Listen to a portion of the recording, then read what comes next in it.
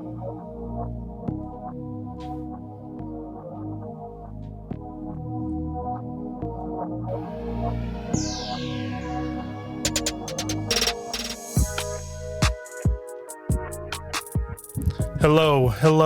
and welcome to the Mild and Lazy Guys podcast. I'm one of your hosts, Matt. And I'm Andrew. And on today's episode, we have a special episode for you today. It is our second annual Spooktober Spooktacular, if you will.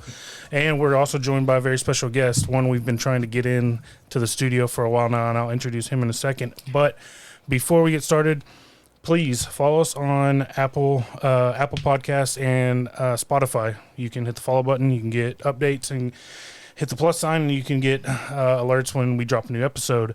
Leave us a rating and review on iTunes. That would help us out tremendously. We would greatly appreciate it. So yeah, let's get into the episode. I can't believe we did it. We finally did it. The man himself, Mr. Jacob Walker, is in the building. We did it. We finally did it. We got him on. Well, for the second time. Yeah, for the second time. Yeah. There is official. There is a famous poker night recording, the lost tapes, that I still can't find. Well, I found it, but I can't get it to play. The audio's corrupted. Don't know. The podcast was corrupted. Yeah, we were corrupted that night. It was like 4 a.m. I love telling that story, though, because we just talked aliens and wrestling and got so drunk and just chain smoking. Sideways conversation. Andrew was dunking pizza like into bowls of queso and just like eating it on mic. I didn't give a shit. I was acting like it was my house. Well, it was everybody's house, and it was a great time. That's the last time I saw you guys. Well, I guess I ran into you at the pub. The last time I actually saw you, we were at the pub, and little man rainbow arced his piss down. Yeah. It was a brilliant art, dude. Brilliant art, but it's hilarious. Jacob said, "Watch this. Hold my beer, Landry." See, but it's funny when Landry does it. It's legal. It's illegal when we do it. Yeah. Funny how that works. But it was a perfect rainbow art. Yeah. You, Andrew, that was the last night. The Lost Tapes podcast was probably. The last time I saw you. Yeah. I just remember it was the night before the Super Bowl. Where the Buccaneers beat the Chiefs. Yeah, and then it was the night before I almost died, or the week before I almost died. Yep. We talked about, which is a legitimate, like, near death. Yeah, so if you hear heavy breathing, it's just simply because at one point my lungs were almost fucking done. We got lots of heavy breathing last episode when we fucked up the audio, and we were just sitting there in silence breathing. Well, I see the audio moving on the computer, so we're good. I see all the lights lit up. Yeah. I think we're good. It was like a 2-month hiatus we were coming back from, and we just kind of wanted to get in and record something. And yeah, we just want to get our feet wet. We just kind of overlooked a few very crucial steps. Yeah. Premature. Well, I just want to thank you guys because I've been itching to get on. I think the last podcast I listened to was with the August one when it was Alex. Yeah. Yeah. I think he's our most prolific. It's the first time I've been in the Temple of Khan. Yeah. Beautiful abode you got here. Thank you. Waiting to get over to the new Edwards estate at some point, but just happy to be on the podcast. Yeah, man. No, we're happy to have you. Well, this all started really, I was going to say, with Jacob with Ziggy Talks. Those were a lot of drunken nights with Dude, those are Eric great Milligan times, and though. Ryan Thompson. So for background, Ziggy Talks, we all used to be in a fantasy football league called Ziggy Stardust, and Andrew Jake had the idea of doing a weekly recap show, which would only relate to like 12 people on Earth because it was only 4. But we look forward to it every week, though. You know why, though? Aside from the fact that I do love fantasy football, there's nobody else that I love hearing talk than myself. So it's just a way that I could just talk to myself with I get a group of buddies. So. Yeah. So, yeah, that's how this all spawned. And, I think we've told our origin story. We're like, we love podcasts anyway, and we're in our mid-30s, and we're white dudes, so we have to, by law, start a podcast. So we did it. We've been doing it. The Mild and Lazy Guys podcast, it's just #1 stream podcast in North Ellis County. On this street specifically. Yeah, we light up those numbers. I tell so many people about that, and they're just like, "Oh, that's cool." Moving on. I'm like, okay, well, I fucking tried. Like, if you're ever got nothing else to do, man, just listen to it. F that noise, though, for real, though, because it's the best in the world. Just hang out talking with your buds. That's literally everybody, all we like, we try to get people on there, like, oh, I'm so nervous. I'm like, it's literally what we're doing now. Yeah. Just 3 dudes, or we're just dudes talking. Like, there's no pressure. the viewers can't see, but I literally have a case of yellow bellies. Yep. Just because if you got some nerves, just kill them with booze. Absolutely. Make the podcast sound a lot better, believe me. Absolutely. That's how it all started, man. All right. Truly. I think that let's go ahead and make that the official beer of the podcast, actually, because I actually have a can right here to go through bottle of Yellow Bellies. It's All right. official. It's official. All right, Andrew, what have you been up to? Oh Unplanned, man, by the way, too. what is it? So that was unplanned, by the way, too. That was just natural, man. Yeah. Just had that The chemistry. way he comes. Long day at work today. I think I told you all about it. So my vehicle basically broke down when my belt came off my vehicle at work. As I was leaving, I was like 1 block away from the station, turned around, noticed that. So I had like a 3-hour break where I just had to like kill time, do other work. But so the day sucked, but we salvaged it because we were going to have to postpone this till tomorrow. But I was able to get home at like 6:40, eat real quick, hang out with them and everything, and then Jake showed up, and then Matt's got here. But other than that, we got a new cat. Yeah, I met him. New cat named Toby, because we already had like a Western theme going, like a country star theme. By accident, we had Jolene and Hank, Hell yeah. other 2 dogs, and then he's like, I guess is a tabby, right? It's where it's like orange and white. Yep. And I was like, he fucking looks like Toby Keith, who I heard is like a fantastic person. Like I'm I not have cancer now, though. Well, I didn't mean like fantastic shit. Allegedly, I don't really Can I know. break Yeah. in real quick since we're on the topic of Since we're talking Toby Keith. Since Yeah, of course. Let me tell you. If you say you should have been a cowboy. I've listened to that so much this past week. I've been jamming Toby Keith, man, for real. And I don't know if it's technically not country, but he's southern. Jerry Lee Lewis passed away. Oh, yeah. R.I.P., yeah. He did like marry his cousin. It's and like stuff. Yeah. he died 3 or 4 times in the last 2 weeks. That guy is like So- our Fucking equivalent of... TMZ reports, like, check your Well, story. the shit that he's done, though, he's like our Keith Richards. Like, that guy was fucking crazy on, like, speed. Yeah, but he also Out of married his a mind. 14-year-old cousin. Yeah, so that's what Matt said. He married his cousin. I was like, he married his 14-year-old cousin? That's not even the worst part. She was 14. You dropped Yeah. the lead on it. Yeah, he kind of dropped a big piece of information there. That's a. I did hear that, though, today. Yeah, I was he thinking passed we today. But continue. Sorry. Yeah, Toby, he's a little shithead because apparently it's inhumane to declaw cats now. But I was like, this cat is 100% an inside cat. But I get it. So I'm just so used to Eli, just the greatest cat of all time. He was declawed and R.I.P. R.I.P. Funny Eli. story about declawing cats. Oh, I'm doing down that. to I'm hear doing that on the side now. Got a little side hustle. No, so Kelsey, my wife, before years ago, she took this cat from this lady. Like this lady was like keeping this cat in a fridge and shit. Like just terrible. Now that I think about it, my wife has a habit of saving animals in terrible situations. Anyway, she refused to get. The cat's name's Kiki. She refused to get Kiki declawed. Well, she was living with her parents at the time, and so. Fucked up story. Like she went out of town, and her parents literally took Kiki and got her declawed behind her back. She got back. She was like, "What the fuck y'all do to my cat?" It's like, Oh, man, lucky. we didn't want her tearing up the couches, which makes 100% sense. Yeah, that's all I was saying. Like, we got a baby, we got furniture. I was Keeps them like, from tearing shit up. but seriously, like I've asked Claire, and they're like, "Yeah, it's considered inhumane now." And I guess Yep. it's like an abortion. Like you have to like know somebody, and you got to go to a dark alley to get it. 3 state lines over. Yeah, I was like, I just like this cat. Well, I understand because like, well, if it's a feral cat, it has to defend itself. Excuse me, I'm drinking beer. I was like, this cat is not. The only thing it's gonna fight is like me on the couch over the remote. Like it's a straight laid back cat is what I was hoping for. But yeah, he's clawing up everything. He doesn't understand that he has 20 razor sharp claws and teeth. So I guess it's just a phase, and I just got to like blow some smoke in his ear and really mellow him out. But Toby the cat is a really good cat. We did go to the fair this past week, and we made the mistake of doing what's it called, the sky lift. That's like like the ski lift, but you're like in a little and it just takes you on this line. Nope, I'm out. Yeah, Ellie, we first walk in, she sees that and she wants to do it. That thing was $30, by the way, and it takes you from one end to the midway to the other. Yeah. And drops you off. And I was not about that at all, but I was like, well, I'm not gonna like be the big pussy of the family, so I get in, they start lifting us up, and I go, oh fuck this, I'm like freaking out. Ellie sees me freaking out. She's freaking out. We got like tears in our eyes together. I get over it. I'm just gripping like death grip, but Ellie the whole time was just crying. And we're going over, and I'm like, it's gonna be okay. I'm thinking in my head like, well, if we fall down, the people below us will cushion our landing. We might be okay, because you're going over like the most crowded. That's where all the kids are. Yeah. For a Midway. fatty in the crowd, be like, Let's live right there on that tent with all those fat people getting hot corn dogs.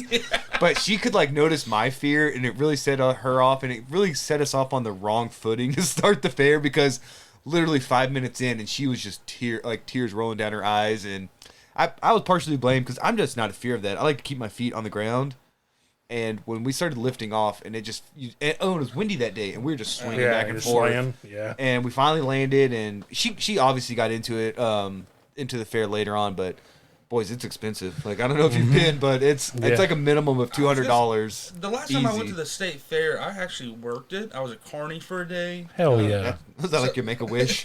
That's when you were sick last year. Before I got sick, as a matter of fact, but for a little while, little known fact that I was an archery instructor. I was Oh no, that's I not know little that. known. Yeah, we know that. Yeah, that's the viewers may not part know of the that. lore of the league. Yes, I am a trained archery instructor, and to help out Texas Parks and Wildlife, they needed volunteers, and I worked their booth one year, like just teaching little kids how to shoot arrows, which was really cool. Pretty fucking But cool. I didn't even explore the fair that year because I was working it. But other than that, man, I don't know when the last time I went to the state fair was. Yeah, that's what we were thinking too. And we went on the last day, and we got there early, and it was great, man. It really didn't start getting crowded till like 1 or 2, and by that point, we stayed a couple more hours. But we were there like at least 4 to 5 hours, and then getting out was pretty. Like overall, it was a nice experience. And if it just wasn't so expensive, I'd have nothing to complain about. We always go on. I told you my plan. Yeah, that's next year's We always plan. go on at random like Wednesday. The kid, you don't have to worry about a fair day being there. Senior Most people are Citizen at Day. work. Yeah, it's like senior Yep. citizen day. Easy breezy. I want to do 2 things. I want my Fletchers, and I want to go to the auto hall. The auto hall, yeah. That's all I want to do. Everything else is just whatever. Yeah, we got kids now, so I got to go down the Midway and spend $500 and Yeah, See, dude, it's all that the shit. thing That's about where we state fair to wasted me it. was always the midway. Like I'm a gamer I suck. I always lose at everything I do. But you're a gambler too. You like a gamble. yeah. Yeah. Yeah, I'm the more of a risk of gambler it. than a gamer. Like here, take my $20 and let me tell you I can get that goldfish that I want. Yeah. When I could have went to Walmart and bought one for $5. But Yeah. I'm an idiot. Yeah. I gave you my I money. am stupid. They had that, the basketball where the rim is basically smaller than regulation. That and it's like it's like oval, You know how much Yeah. it was for one shot? probably like $15. 10 tickets, which is $10. You Yeah. get one shot. You're kidding me. Nope. And it was like 2 for 20 and like 3 for 25. And Ellie's like, "Can you do that?" I said, "Not for $10." Hey, No. so my wife hates it, but I do have a little claw stuffed animal that sits in the windshield of my truck. She thinks it's stupid. But so back in the day, I don't know. I grew up at truck stops because my dad was a truck driver. So naturally, I always played claw games. Little known fact, I'm a baller at claw games. I won that teddy bear. It was a 3-for-1. I got 3 of those. It was at the way back in the day at Brookshire's. They had a claw machine right by the exit doors. Hey, Brenda, stepsister. Hey, you got 50 cents on you? Yeah, here, little brother. Took it. 50 cents in. 1 claw. 3 fucking prizes. Lo and behold, my favorite fucking little teddy bear in the world, my riding buddy, sits right there. To this day. To this day. We always do that at Walmart. So fuck Lauren's gotta play fuck the- the screwy games. You know, I don't want no bent rims. Just give me a claw and some object at the bottom of a pit, and I can grab that. Again, this is where I told you the true fair carnival experience is when it comes to town here in the old high school parking lot. Oh, they've been doing that since we were kids. That's the true value because you can get a wristband for $20, unlimited rides, Oh, hell. I didn't know $20, and then like your basketball, they have a basketball thing there. It's like 3 shots for $5. that. Yeah, that's the poor man's fair. That's for me. That dude, and you get the real fucking carnies. These dudes are on the fucking road, Oh, yeah. city to city, sketchy, methed out. That's what I want for my family. That's Joe dude. Dirt scene right there. That's how you find your Turkey sister. leg. I'm your sister. I'm your sister. Turkey legs, funnel cakes, and fucking lemonade. You can't fucking beat it. Dude, yeah, where Walgreens and Red Oak is now, that field, it used to be Uh-huh. that field. That's where it was always. It was Brookshire's. You go buy your week worth of fucking groceries at Brookshire's or David's, as it used to be. Yeah, we were David's. Yeah, David's. Or- Sure Value before David's. Thank you. That's what I was about to Right say. there by Tater Brown. Yeah. It's right there by the alley cat, fucking veterinary that's still there. It's funny you bring up Sure, you know, that grocery store. Do you remember how it was laid out? Oh, I could walk you through it to this day. Do you remember how you went to the right and you went into that like tunnel? Cubby hole. Yeah. And the check cashing little booth was right there. Yeah. But then, like, when you went into the, like, you go to the right, this is the difference between, like, grocery stores now, which are basically all Walmart supercenters. Before, you know, like, having a Walmart supercenter back in the day was like, oh my gosh, this is a big thing. It's like, that's just what Walmart is now. Yeah. But, like, back in the day, like, that grocery store, you walked in, you turned right, and then it had, like, a tunnel where all you, like, the produce was, and then it was, like, dairy. Yeah. And then you made the turn, and it was meat along that back aisle. What a crazy, I mean, and then they always had everybody talks about elevator music. There's, like, a grocery store music, because they had, like, that piped in, I mean, it was elevator music. But yeah. But you know, you sauntered your way through the grocery store, and there was a smell to it. It was a whole vibe. Dude, we were so poor.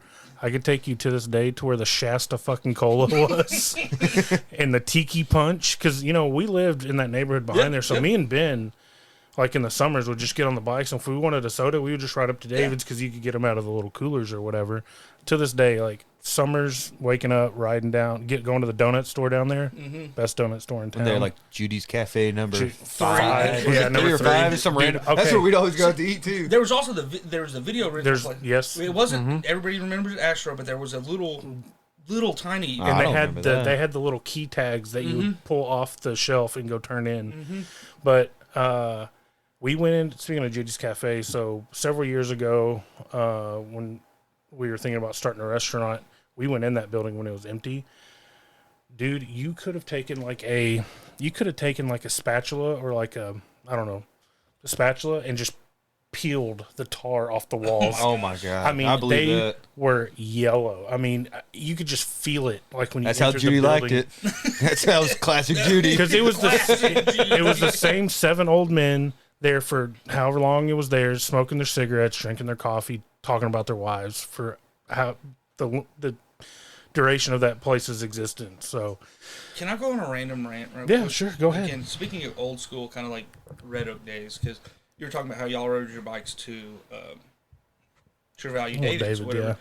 Yeah. Me and my brother, we would ride our bikes to. It used to be the Diamond Shamrock. Everybody called it the Lucky Lady. It was Diamond Shamrock to me and Josh, and they used to. That's where all the police, like literally, it was the only gas station off 342 except the Exxon over Oakville Road. But inside there, they used to have that little grill and a little. I don't know if she was Asian. You know, a little lady always worked there. Made the best hamburgers, but what she really excelled at was breakfast croissants, sausage, egg, and cheese. There, you go in there. We'd ride our bikes up there during the summer, 7, 8 o'clock in the morning, whatever. Go in. We'd be like, "Can we stock some Cokes?" Whatever we had to do, like put some new chips out or whatever. She'd like, "Yeah."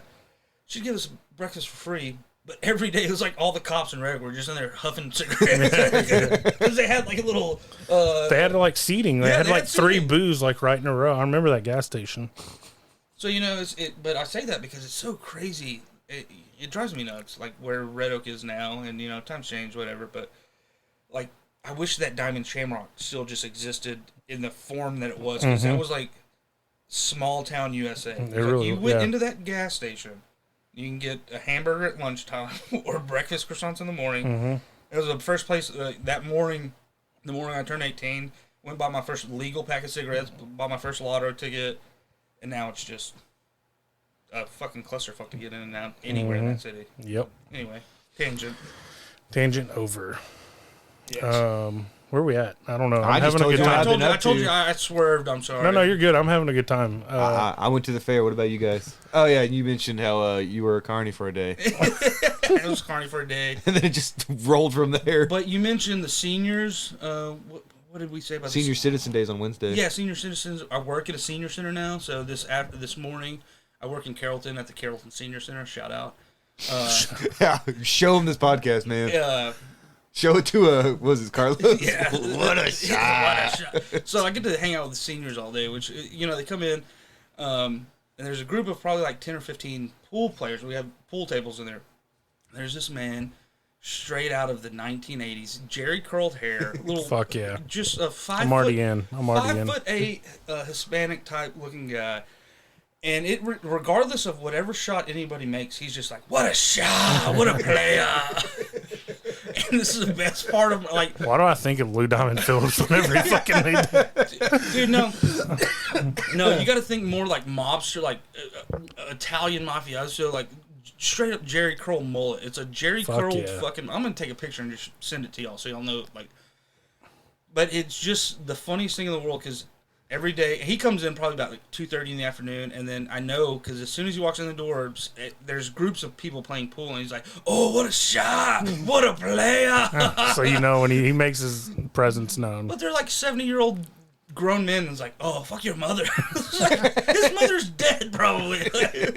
So I have a question. So when you say senior center, is it a living center or is it just like a rec center for seniors? No, it's a rec center. Just Common, gotcha. Okay, no, I just. No, but it's great.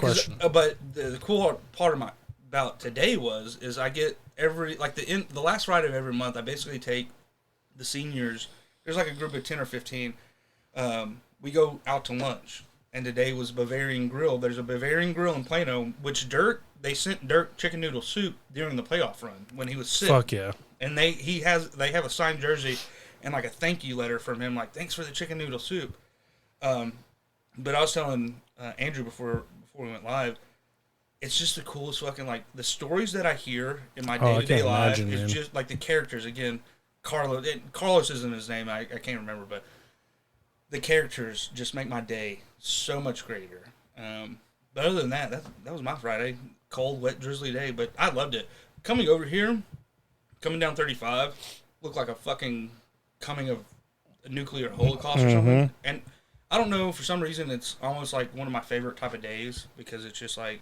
Oh, I love today's, days like today where it's like 63 degrees with like an overcast. Like, my wife hates it, but I was like, to me, that's just like smoking cigarettes and drinking coffee all day. Yeah, I love it because I have depression and it just... I fucking love it. Gets you right in the mood. Yeah. But I was driving, you could see kind of the Red Oak football fields from the highway now. And I was just thinking, it was perfect football with Friday Night Lights tonight. When I left, I lived so close to the stadium I could hear the PA, and I was like, "Oh shit, this would be a bad." I would love to play in this. No, weather. It's not even when at that time it wasn't really raining. It was just like that mist still. It was the mist, yeah. Just like, dude, this would be perfect. Fuck any sport weather. You're just out there gritting through it. By the way, there's a World Series tonight, but.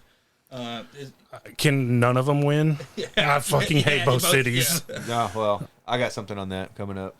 Yeah, we'll save the sport talk for later. Right. But yeah, it's a crazy Friday, or not a crazy Friday. It's just one of those crazy good. Yeah, crazy good. It's just like good. I'm in the second week of my new job. I've said some messed up shit on this podcast, and I'm about to say it again. I don't condone it, but I understand it. Road rage, because now I went from a 4-mile round trip commute to work to now 80 miles round trip. And the shit that I see on the roads, and I like to consider myself a good driver. I've never had an accident. I've never gotten a speeding ticket. The shit I see on the fucking roads just drives me fucking insane. I would have thought you would have thought that the day somebody ran you off the road when you had your motorcycle. Oh, well, yeah. Yeah. I was just lucky to get out of there. Yeah. I was just lucky to get out of there, but I've never told you that story, I don't think, but yeah. Those are your bad boy days? You had a motorcycle? I did. I had a crotch rocket. Ooh, bad boy. Had a crotch rocket. Yeah, I bought it brand new off the showroom floor as like a 22-year-old. I was real smart. Super smart. Financed that. Probably like a 17% interest rate. Yeah, I was fucking real smart. But yeah, so second week of the new job. It sucks because I went from like finally not feeling like a noob at my previous job, going right back to like questioning everything I ever do. So, but it's good. Culture's good. Got a bunch of good dudes around me. Jersey Mike's. Jersey Mike's is 0.6 miles away from the job. My wallet and my wife hate me, but see, that's so I've been working in Carrollton for 7 months now, and I can completely relate.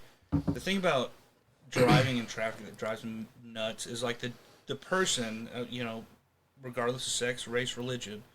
If you are in the left lane, the far left lane, and you're getting passed by somebody on the right, you're in the wrong fucking lane. Yeah, it's time to get over. You don't need to take that Move hint. the fuck over. Time to get over. Like, it never ceases to amaze me. Somebody's doing 55, 60 with no traffic in front of you in the far left lane. There's just no awareness. In fact, I actually drive more often than not in the far right lane now because you really can go faster in the far right lane. It's like this whole fucking shift, because everybody thinks, oh, I get over to the left, I'll be in the fast lane. But you're not going fast. But you're not going fast. You have to go fast to be in that lane. One thing I did see today, I guess somebody was like, had like a Halloween party in the office, because I'm driving and I'm passing this car and I just have the habit of just looking over, and then I just see like a guy in a Michael Myers mask just driving like this. It threw me. Like I passed him and it didn't register because it's like 6:15 in the morning, and I just passed him and I'm like, well, was that fucking Michael Myers? He's just like this, like he's making his commute to work. What I love is that Halloween's actually on a Monday, so he could have worn that on a Monday, but he's like, "Nah, I'm kicking this weekend off, right? Got a lot of killing on a Friday." We can wear costumes at work. I'm gonna be Kurt Cobain. I'm just gonna wear a flannel and Vans and jeans, and I'm just gonna put some like blood. We have a Halloween party for the seniors on Monday. As a matter of fact, we're like not a luncheon, but it's just like a costume party. And I've been told that it's a pretty big like annual. See, to me, with somebody who doesn't have any, I only have one parent left and no grandparents. That would be cool because I would like dig the stories, and that's the best part of my job. Oh, seriously, yeah, I love. I would dig that because now I'm in like anytime an older person, I'm old enough now. Anytime an older person speaking, I'm trying to listen in. Yeah, you appreciate the shit they've seen and gone through. Well, we got Veteran Days coming up, so shout out to all the vets out there. But like it's cool because you see all these grandparents wearing their Vietnam hats. Mm-hmm. There's a couple guys who have Korean hats, but they all wear them so proudly. Oh yeah. Like and then like they tell you their story, and it's like, man, you're such a cool guy. Or even the ladies, like just some sweet. I get fed sweets. It's so odd. Like you would think, like the older people get, they get away from sugars. I get a plate full of brownies every morning, basically. Like at 7:45, it's like, oh yeah, we just brought you some cookies and thank you. Bet you they love Jake. Oh, they do. I bet you they do. I thought he goes, "Oh, come on." He goes, "Oh yeah, they do. They do. They fucking love me. I'm in their wheels." Yeah, that was the long game. Hey, true story. A guy within like the first 2 months, he owns a lake house on Lake Louisville. Yeah, and he's one of the pool players. And overheard him talking about it one day. I was like, "Oh, you got a lake house?" He's like, "Yeah." I was like, "Oh, I'm a big outdoors man. I love fishing." He's like, "I'll give you the keys, man. You can come to the lake house anytime you want." It's like, "Okay, Jack. Thanks a lot." Okay, Jack. Can I call you Papa Jack, please? But it's so amazing, and like it almost, it's borderline like sad because it's like, do your grandkids? Like, yeah, it's almost like they want somebody to hang out with or appreciate it. And it's like, if you have grandchildren, like, do they? Because I'm like you, I don't have any grandparents. And I haven't for the longest part of my life. Me neither. But it's just so cool to like hang out with them. And I was telling Andrew off the podcast, is like, there's this one guy who always he tells these next level jokes. They're not dad jokes. We were at a Bavarian Grill today, and the waiter's name was Carl. He goes, being in a German restaurant, shouldn't your name be spelled with a K?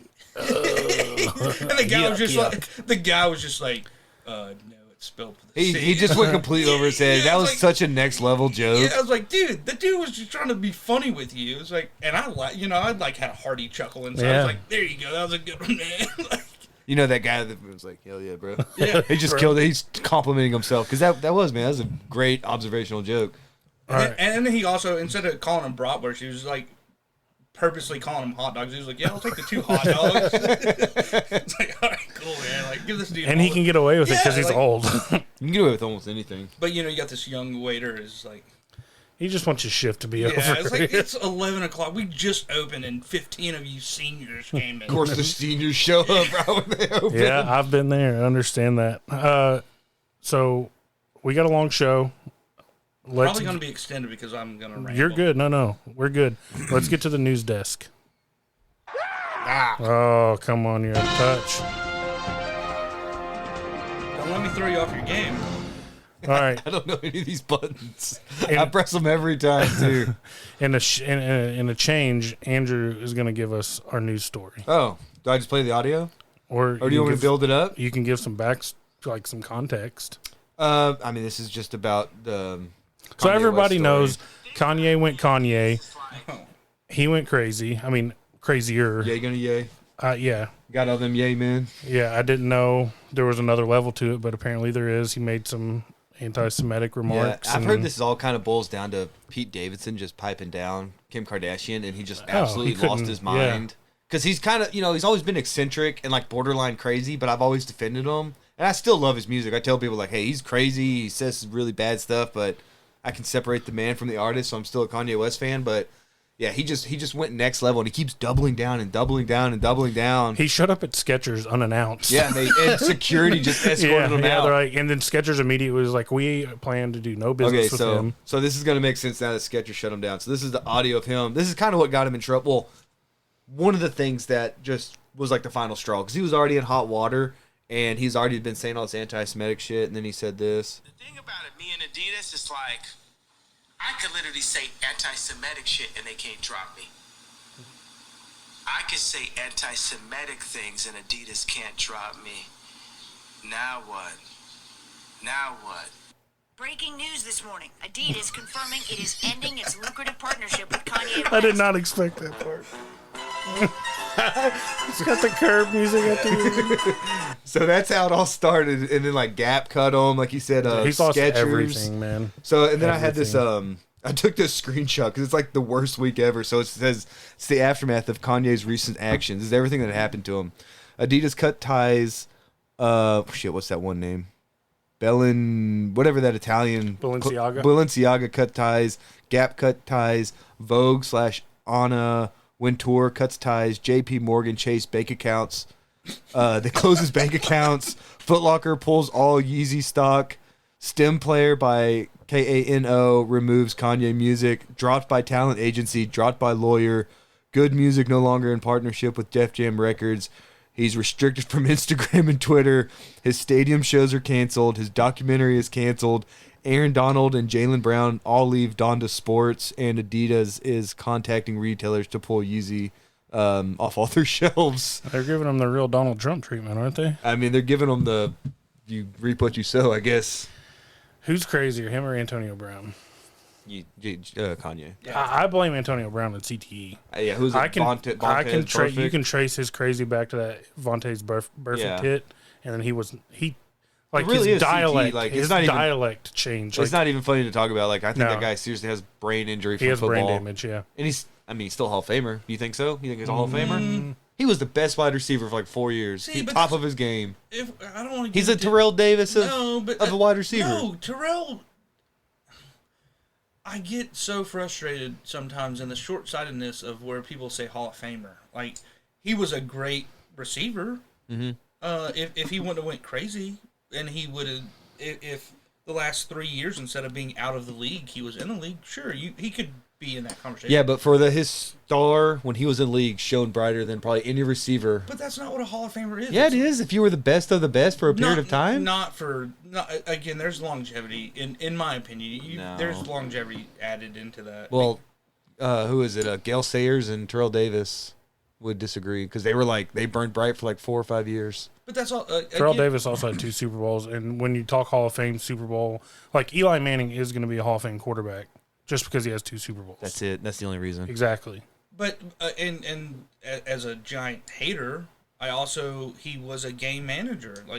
That's all he was. Oh, you're not gonna have to argue with us that Eli Manning doesn't deserve a Hall of Fame. We're not debating that. But I mean, this is gonna be unfavorable. But everybody talks about like Tony Romo is not a Hall of Famer. Not at all. all. No. Not even people close. always talk about like these flameouts that in my opinion, like Maurice Jones-Drew was a better running back than a lot of people, but he's never going to be in a... That's because he was on the Jaguars. Well, but I was going to say, Antonio Brown won a fucking Super Bowl. Because he was on the Pittsburgh Steelers. No, he won one with Tampa Bay. Am I correct? Didn't he win with Tampa Bay that year? Yeah, he won one. Yeah, Yeah. So, Super Bowl winner. I think he's a Hall of Famer. I think they'll give him the Terrell Owens treatment where it's like, look, bro, you're crazy. I don't think he'll get in because of his craziness. I think that's going to want to hold him back because he won't have, like you said, longevity's not there. But for like a 6-year period, who were 3 wide receivers that were better than Antonio Brown? I'd have to look it up. I don't know. His numbers were crazy. It was like 137 catches for 1,600 yards. And I mean, Nick's got my back on this. Nick agrees. The Steeler fan? Our one and only I bet he Steelers fan does. that listens, yeah. Hey, and shout out to, I mean, again, the Steelers during that time period, I mean, you could... They were so, like, they had Great wide receiver, great running back. What was it? Who is the running back that I Le'Veon Bell. Le'Veon. It's the same. Like, to me, I think of them both being in the same category. Yeah, like, I agree with y'all that. are byproducts of a great team that y'all were on, and I'm not saying the team wasn't better or y'all didn't enhance it, but like, again, when Le'Veon went to Kansas City, like, that's who he was. Like, Okay, well, one of them makes the Hall of Fame. Which one makes it? Le'Veon or Antonio? I'd give it Antonio, obviously. Yeah, me too. Because he was a better positional player, and I'd give They you that. were Like, they were both products of a Hall of Fame head coach. and then it goes back to, again, when it comes to Hall of Fame and stuff like that, to me, it's like, does Antonio Brown's career exist, or the Hall of Fame credentials exist in a different era? Like, it's that shift to where you have to have wide receivers. Like, it's more of a passing game now than it was a running game. So That's why Emmitt Smith's record is untouchable. It'll never be broken. I agree. Just because of the way the game's going. Well, Jerry Rice, too, and Jerry Rice played in a different era. You think Dude, he anyone's going played to touch like that? 4 decades. yeah, and see, that's like that's 4 what's different crazy decades, with my Jerry Rice to me is like, I mean, I know it's the West Coast offense, and that was like the first shift to, but that dude Jerry Rice's numbers are He was still insane. He was still snagging like 900-yard seasons as like a 42-year-old or Yeah, some he's shit. just. There's no debate in my mind. It's Jerry Rice number one. I don't know how we started talking about Jerry I don't Rice. know. and all these guys, Let's get back on track. Yeah. Let's so Kanye's Again, crazy. I- No, that's what it was. Who's crazier, Yeah, Kanye or Antonio? What a great question. They're both crazy, but Kanye's great. Kanye's just he's the biggest narcissist I've ever seen in my life. The whole world revolves around him. Well, when you go a little crazy too, if a guy that looked like Pete Davidson digged down your lady, Yeah, like, I go a can't little crazy, stand too. Pete Davidson either. I but love Pete Davidson. I think he's hilarious. He is the least funniest He's a person that's sparer ever to been. me. Yeah, but I mean, I get his humor. Again, he's a byproduct. He lucked into the Kardashian bit, and it's like, okay, let's ride coattails. And He that's, shot his shot. but that's everybody says Kanye is insane, and I completely agree. I Like, think it started when his mom died. but you have to give the guy some like genius credit. Hey. for, Oh, like everything he's done was calculated into getting his brand built up, and then it's like you single-handedly crushed all of your. And then if you hear people that have worked with him musically, they're like, he's a fucking genius. Like Yeah. he's the most talented person I've because he's from Chicago, right? Yeah, he's from Chicago. And to quote Kanye, name one genius that ain't crazy. yeah. He gives himself. He even acknowledges that He's a genius. he is a genius. I love Kanye. And he's a piece of shit for what he's been saying, and he's gone I love off Kanye the deep music. end. I love Yeah, that's what I was Kanye's gonna say. I love music, Kanye yeah. music. Yeah. That's part of what I've been listening to. Called When all Dropout. this came out, I was like, I'm gonna fucking go back. I'm gonna listen to Donda and Graduation Day again. Well, College Dropout, I think you just referenced it. That probably is like one of my favorite rap albums of all time. And that's kind of like a soundtrack, like high school, senior year in high school, first 2-3 years of college. Like, that's what was on the playlist. Like, Yeah. something off that record was always being spun somewhere, wherever the hell you were. Yeah, well, All right, so let's move on to Mount Rushmore. And in keeping in spirit with our Halloween theme, even though we haven't got to it yet, we're getting to it. Our Mount Rushmore this week. we're like an hour in. We haven't even are mentioned 38 minutes in. We haven't mentioned Halloween it. once. Yeah, our bad. Our Mount Rushmore this week, this episode is our favorite Halloween movies or favorite horror movies, Yeah. if you will. Yeah, it doesn't have to be like Halloween. It doesn't have to be like Halloween. Hocus Pocus or yeah, something. no, that's a good one though. Have you seen the Honorable, second honorable one? mention. You seen the No, second but one? I think we are going to though. Yeah, I haven't seen it either. All right. So, in typical fashion, we will let our guest go first. Jake, why don't you give us your first? We'll just rip them out. You know, Give us all 4. give us all 4. He's not prepared. No, I was prepared, but I have teeter-tottered. I think, without a question, just a personal thing of mine, The Shining's up there. The Shining's got to be on there. That's a good one. But then also, it's not like it's the greatest movie in the world or anything. No, these are personal No, to yeah. you. Yeah. I think Saw 1, Okay. like just kind of like where it took the whole idea of like what a horror movie is to I totally like agree. a thriller. I totally Yeah. agree. Introduce torture porn. Yeah. Totally agree. Yeah, I watched like the first 5 of those in theaters too. Like that's how like me and my buddies, we all love Saw. I will go Kitty on it because Casper, like, just anytime That's. God. Whoa. that was a perfect time. I just saw a spirit, bro. I think Casper's in the room. But then fourth, and it's probably my favorite, is The Devil's Rejects. Like, That's a really good one. I know. I don't know if it's really a Halloween movie, but It's horror. Yeah, the It's a horror gore movie. and stuff. And Josh, you know, me and him would watch that movie like on repeat, like all the time. It's like one of those random ass movies, but I love that movie. If you put that on any day of the week, I'm watching Devil's Rejects. That's So a good list. That is my favorite gore, Halloween, scary thriller type movie. That's a good list, man. You got any honorable mentions? Oh man, even like House of a Thousand Corpses on there. Yeah, I was gonna say that was like the sequel to it almost. Yeah, The Birds for like an old school movie. Hitchcock. Yeah, That one's good. That freaked me out as a kid. Me too. Which I was always out on Halloweens. Like, I mean, not. That hurts. That hurts Andrew. I just. I don't like that. But yeah, I mean, I think honorable mention would be like The Birds or like a classic Psychos up there. But I've never really been a big horror flick person. Me neither, and I'm glad you said that because I'm gonna segue into mine because I'm not a big horror film guy. I've self-proclaimed that I'm a trash TV watcher. Like I don't like he'll tell you like there's so many great movies that I've never seen. So number one for me, Scream, classic, brought the slasher film back in, and talk about me, Ben, and Taylor. I remember us making a pallet on the floor in our rooms in our double wide and our fucking big, huge, like cube, like tube TV, like all laying down. Taylor in the middle of us, like watching that movie. Shout out, what's her name? Nev Campbell? Nev Campbell. Jennifer Love Hewitt. Oh, that was never mind. That's No, I know what you did last time. I've got that one coming. Courtney Cox. No, Pale. Oh, Pale. shit. The old official tits of Rose McGowan. Rose McGowan. Shout out Rose McGowan and her tits. Former official tits of the podcast. Former finish. Who's the new one? I don't know, but I did replace her, but I can't remember with She's who. a Hall of Famer, though. Yeah, the scene where she gets in the garage door and she's hanging. And if she somehow dies. But Yeah, yeah. It's very impractical, Yeah. but... Before you move on, as we're talking about Scream, I didn't see the original Scream until I was probably 18, 19 years old. I never... Yeah, see, for me, that was a movie, because I have an older sister, too, that's like, and she's all about these movies, too, so...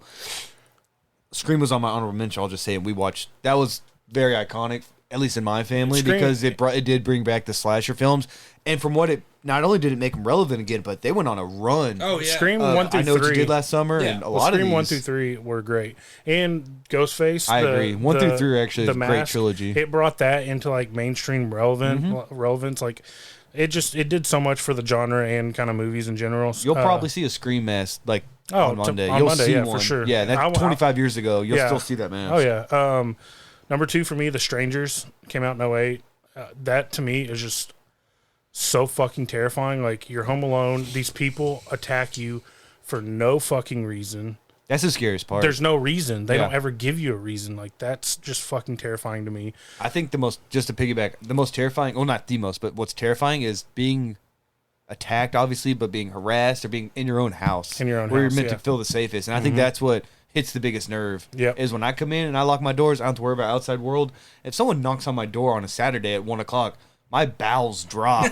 And I nearly had to take a shit because I'm looking out the windows and Yep. I'm just hoping they leave. Like, Yep. I don't want anybody to come to my house unannounced. Yep. Unless I look out and it's Matt and I'm like, oh, what the fuck are you doing, man? No, you got to call first. I won't call or text because I know you hate calling. I'll text you. Yeah, I do hate people call me. Number 3, the original Candyman. I haven't seen the remake, but It was good. dude, the original You'll like Candyman, the dude and the bees in the mouth. It's Tony Todd. Tony Todd, God, he's scary. Just like doing interviews He got as a real person. he got typecast Oh, I know because he of that. did. Because he just looks like a fucking psycho killer. Yeah. So, But good for him. He's made probably a great career. He probably has Yeah. a house in Malibu. yeah. You know, just from making these Yeah. movies. So Candyman, and then you mentioned it, 4 on my list. I Know What You Did Last Summer. Scream and I Know What You Did Last Summer. That was just kind of my era growing up, Yeah. like junior high, high school. Shout out Jennifer Love Hewitt. I had the biggest crush on. Like that Didn't was we all? my Yep. that was like my celebrity crush when I was growing up. So See, I know her from what was it, Party of Five? Party of Five, yeah. That's her, because like I said, older sister. So I was like, oh shit, that's the girl from Party of Abusive Five. relationship. Yeah, she toxic guys. Yeah. Man. Yep. Ladies, don't stay in those toxic relationships. Yep. You can do better. So honorable mention, House of Oh, Wax. Oh, it's a ladybug. I didn't know what that was. That's good luck, man. House of Wax was always scary to me. Texas Chainsaw. We'll go The ahead. remake? Yeah. And that had that, I can't think of her name, but she's a total babe. We just sound like old horn dogs, so I'm going to stop talking. Texas Chainsaw Massacre because Jessica Biel boobs. We just said we're old horn dogs. I don't care. I'm gonna wear it. I am who I am. All right. That's valid. You got some? Yeah, I was going to jump back in because I wasn't unprepared, but I did totally. When you said something about like just scared you out of your seat, I do remember seeing The Descent in the movie theaters, and that was one of those things where it was just like a pitch black screen for a second, and like it wasn't a scary. Like it wasn't like I was scared. It was just like, oh shit, that caught me. It's like you're in a haunted house, and it's like what's around the next corner. And then you mentioned Scream because of the mask. And it's not a scary movie, but it is coming up. V for Vendetta, the Guy Fawkes mask. Yeah. Like V for Vendetta on Remember the 4th of November. Yep. That's also up there. Like I always watch it around. I'll say it's around the same week. Yeah, it's right there. Yeah. The time of the year. But Yeah. So finishing out, I've got 2 left. One Leprechaun, another one. Shout out Us Jennifer 3 Aniston.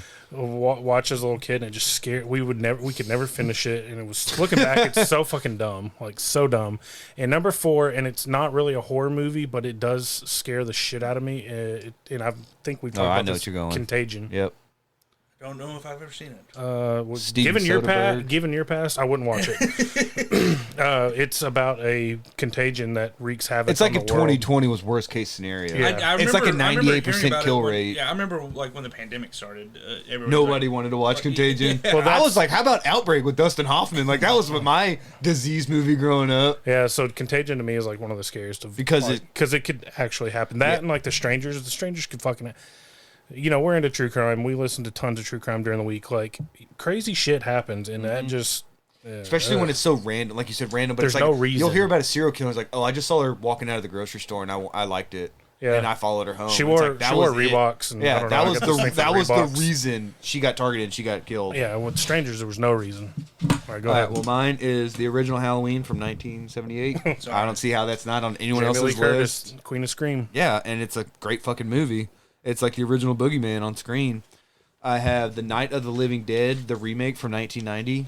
That was directed by Tom Savini, who shares my birthday. Shout out, Tom Savini.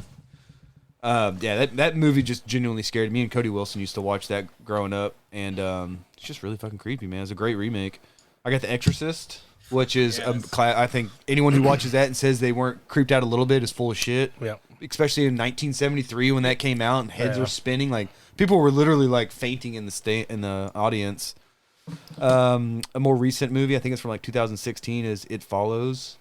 If anybody's ever heard of that, it's about a girl. She kind of hooks up with this guy, and he explains to her that he passed this thing on to her by having sex with her, and it's like this malevolent being now is gonna like stalk you, and wherever you go, it just follows, and you have to just. And if it ever catches up, it sounds cheesy as fuck when I describe it, but anyone that's ever seen It Follows would agree with me. Like, it's a very original, very like.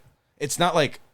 No, there's no like boogeyman's coming to get you. It's just like this thing that follows you, and that's the creep thing. It never stops. It never sleeps. You just constantly have to be on the lookout for it. So I did a terrible job describing it, but if anyone will look at a trailer of It Follows, I would highly recommend it. My honorable mentions: you said Jake, you said The Shining. Matt, you said Scream. Evil Dead. Yeah, Evil that's Dead. really good. The first one specifically gave me nightmares as a child. Like, the first one was genuinely scary, and then the next 2 were really good, but they were more like silly, you know, like Army of Darkness. But the first Evil Dead is still one of the scariest movies I've seen, and the remake of the Evil Dead from like 10 years ago or less than 10 years ago was also really good. It's like an exact remake, you know, so they did a good job remaking it. Tucker and Dale versus Evil is kind of like a comedy, horror comedy, where they don't realize, like, people think they're like these hillbilly like murderers, and they're just like good old boys on vacation, and they don't understand why these people keep dying these terrible deaths, and they just. So I first saw that, and I was just like, I'll give it a shot, and I remember just genuinely loving that movie. Like, it was such a pleasant surprise for me. And the last one, it's not really a Halloween movie, but it does involve like suspected killers, and it's an old Tom Hanks classic, The Burbs. I love that movie. That's like one of the movies, one of the things I asked for my birthday. Can I transition to movies scary movies that I thought just missed the mark completely? Yep. The Village. Yeah. M. Night Shyamalan. Yep. I watched that. I remember Buffalo theater or whatever. Yeah, here in Waxahachie. yeah. Saw that there, and just like the whole time I was like, What the fuck? what the fuck am I watching? Yeah. No, just to piggyback off that, because I saw Lady in the Water, his next movie at Buffalo Creek, and I remember that was an even worse movie. And at the very end, I remember it got dark, and the guy goes, "Well, what the fuck was that?"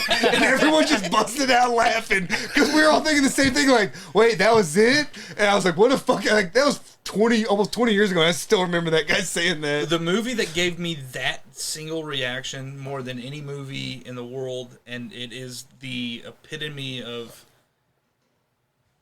that exact moment, was The Happening. So all of M. Night Shyamalan's movies. But like the whole movie is just Mark Wahlberg and them running from some unknown thing, and it's the wind.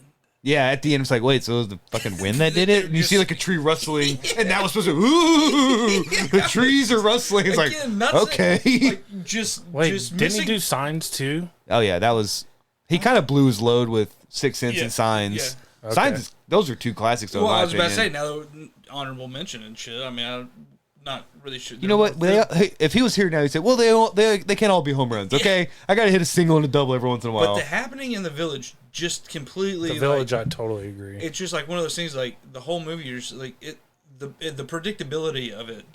And it's you can't rewatch it. Yeah. You know, there's no rewatchable value. But give him credit. He at least makes original movies. Yeah. Again, I for the most part, his movies are great, you know. Yeah. But Couple duds. just missing the mark on, like... But when I see a new movie of his coming out, I'll watch the trailer. I'm still intrigued always. every time a new movie of his You comes never know out. he's going to hit another home run. Yeah, for real. It's like, well, it's either going to be okay or it's going to be really fucking good, but I'll probably see it regardless. And another one I need to shout out that I don't know I'll watch between now and Monday because me and Lauren, we watch it every year. Shaun of the Dead. Yeah, Shaun I of the love Dead. that movie. Dude, I man. fucking That's a love good that movie. movie. That's a good pick. Now that we're talking about like, not like straight scary, but enjoyable horror or enjoy. Yeah. One more movie that scared the shit out of me growing up, and I can't tell you the basis, but I remember it always scared me. The People Under the Stairs. Yes. If anyone Ooh, remembers yeah. that movie, Yep. I think it was just the way they looked because they were like whatever, like mutants under the stairs. Like 9-year-old me, I couldn't handle it. Just scary as fuck. Yeah, it was terrifying. I so. never liked the monkeys on Wizard of Oz. As like a 4 or nobody 5-year-old does. child. Dude, even to terrified they're me. terrifying. Weird that none of us had It. Yeah.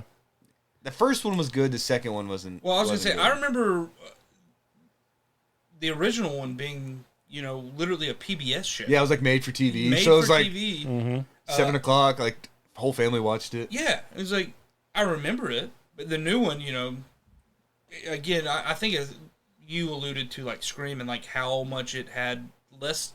The movie itself was great, but then it had more to do with pop culture moving forward.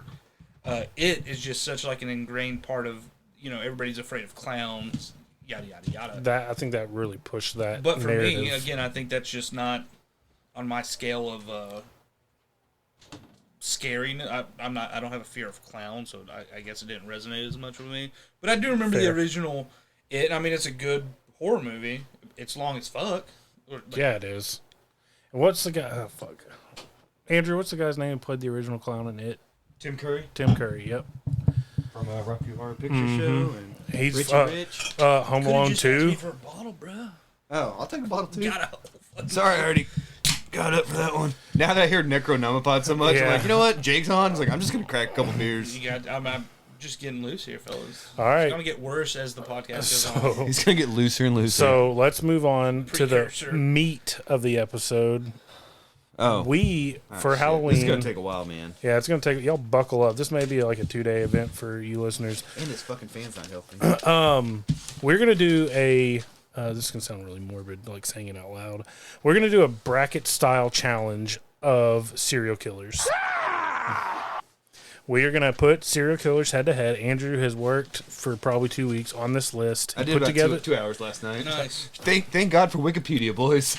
So he's got some stats for us. We're all going to vote between two serial killers. One will advance until we get a winner. What a great use of your time, just scrolling through the. Yeah. God That's damn, why I if told the him. FBI ever comes knocking, he's like, I swear I was just doing this for a podcast, man. I I wasn't trying to get ideas. I can scrub your search history. Yeah. I'll get rid of it. That would make it even worse if I did this search and then scrubbed it. So yeah, so this is what we're gonna do. We're gonna pick a definitive Let me see. serial killer, best serial killer of all time. Yeah, so I can go through it. It's a 44-man bracket. We got some buys. Yeah, so it's seeded 2 through 11, and we got 4 first-round buys. Our first-round buys that I picked, so they might have been a little different if you guys picked it. But Cleveland Torso Killer, he was never identified. He's just completely brutality. In my opinion, would give him that nod over Gary Ridgway, who was a consideration. Number 2 seed, by the way, in this region. I should say just like east, west, south, and north, just to break it up. This is checking so many boxes for us because we're sports guys and we like true crime, and we're putting them together. Yeah. So we're just forcing them to have this fucked up baby. Yeah. So I don't care. I don't know which region or side of the bracket you're going to start in. Yeah, I'm going to start just at the top, bottom, and then go to the right and the bottom. Okay, so he's going to give us some stats. Go ahead. All right, the name of this particular podcast should be changed from Mild and Lazy to Wild and Crazy. Because we are wild and crazy right now. For this specific one, because this is a little risque. Yeah. All right. Here we go. So what's the matchup? This is the number 2 seed Gary Ridgway versus this is going to be a controversial one because I have Israel Keys as the number 11 seed. What the? But when you look at his confirmed, he doesn't have that much confirmed. I mean, they really couldn't get a lot out of him. But Gary Ridgway, 49 confirmed, suspected of over 90. He was active from 82 to 98. He was, of course, the Green River Killer, and he is the second most prolific killer the FBI has on record. He's going up against Israel Keys, who has 3 confirmed, but is suspected of at least 11. It just said he started sometime in the 90s, and he was caught in 2012, and he was linked to murders in 4 states because he had kill kits buried everywhere. Okay, yeah, so let me give you some background on Israel Keys. Israel Keys was scary because he was methodical. He was traveling. He took steps to cover his tracks. He was traveling to cities, renting a car, burying a kill kit, just in case he was ever in the area again and he wanted to kill. Gary Ridgway preyed on hookers out in Washington. Mm-hmm. Fun fact, he brought his son along to some of the killings. So he would pick up sex workers. Enough to pick up sex Nothing workers. like good father-son bonding time. Yeah, I wonder where that kid's Bondage. at. Bondage time. Because he would tie him up, yeah. He hadn't strangled him. Hey-o. So that's some background. My vote's going to go Ridgway. Me too. Yeah. Okay, Ridgway advances. Ridgway. Okay. And then we have the number 3 seed in this. Sounds so fucked up. Number 3 seed, we have Rodney Akala, the dating game killer. Oh, yeah. He is confirmed for 8, but he's suspected of over 130. So he actually could be the most prolific. He was active from 71 to 79. And yeah, they said numbers believed to be in excess of 130. And he's going against our number 10 seed, Robert Lee Yates. Robert Lee Yates was active from 1975 to 1988, and he killed minimum of 13 up to 18. And not much known about, I mean, I'm not going to sit here and give you like a history of all these guys, but I know Rodney Akala is suspected of possibly being the most prolific. But there toward the end when he was, a lot of those numbers was him trying to get fucking favors in jail, trying to get...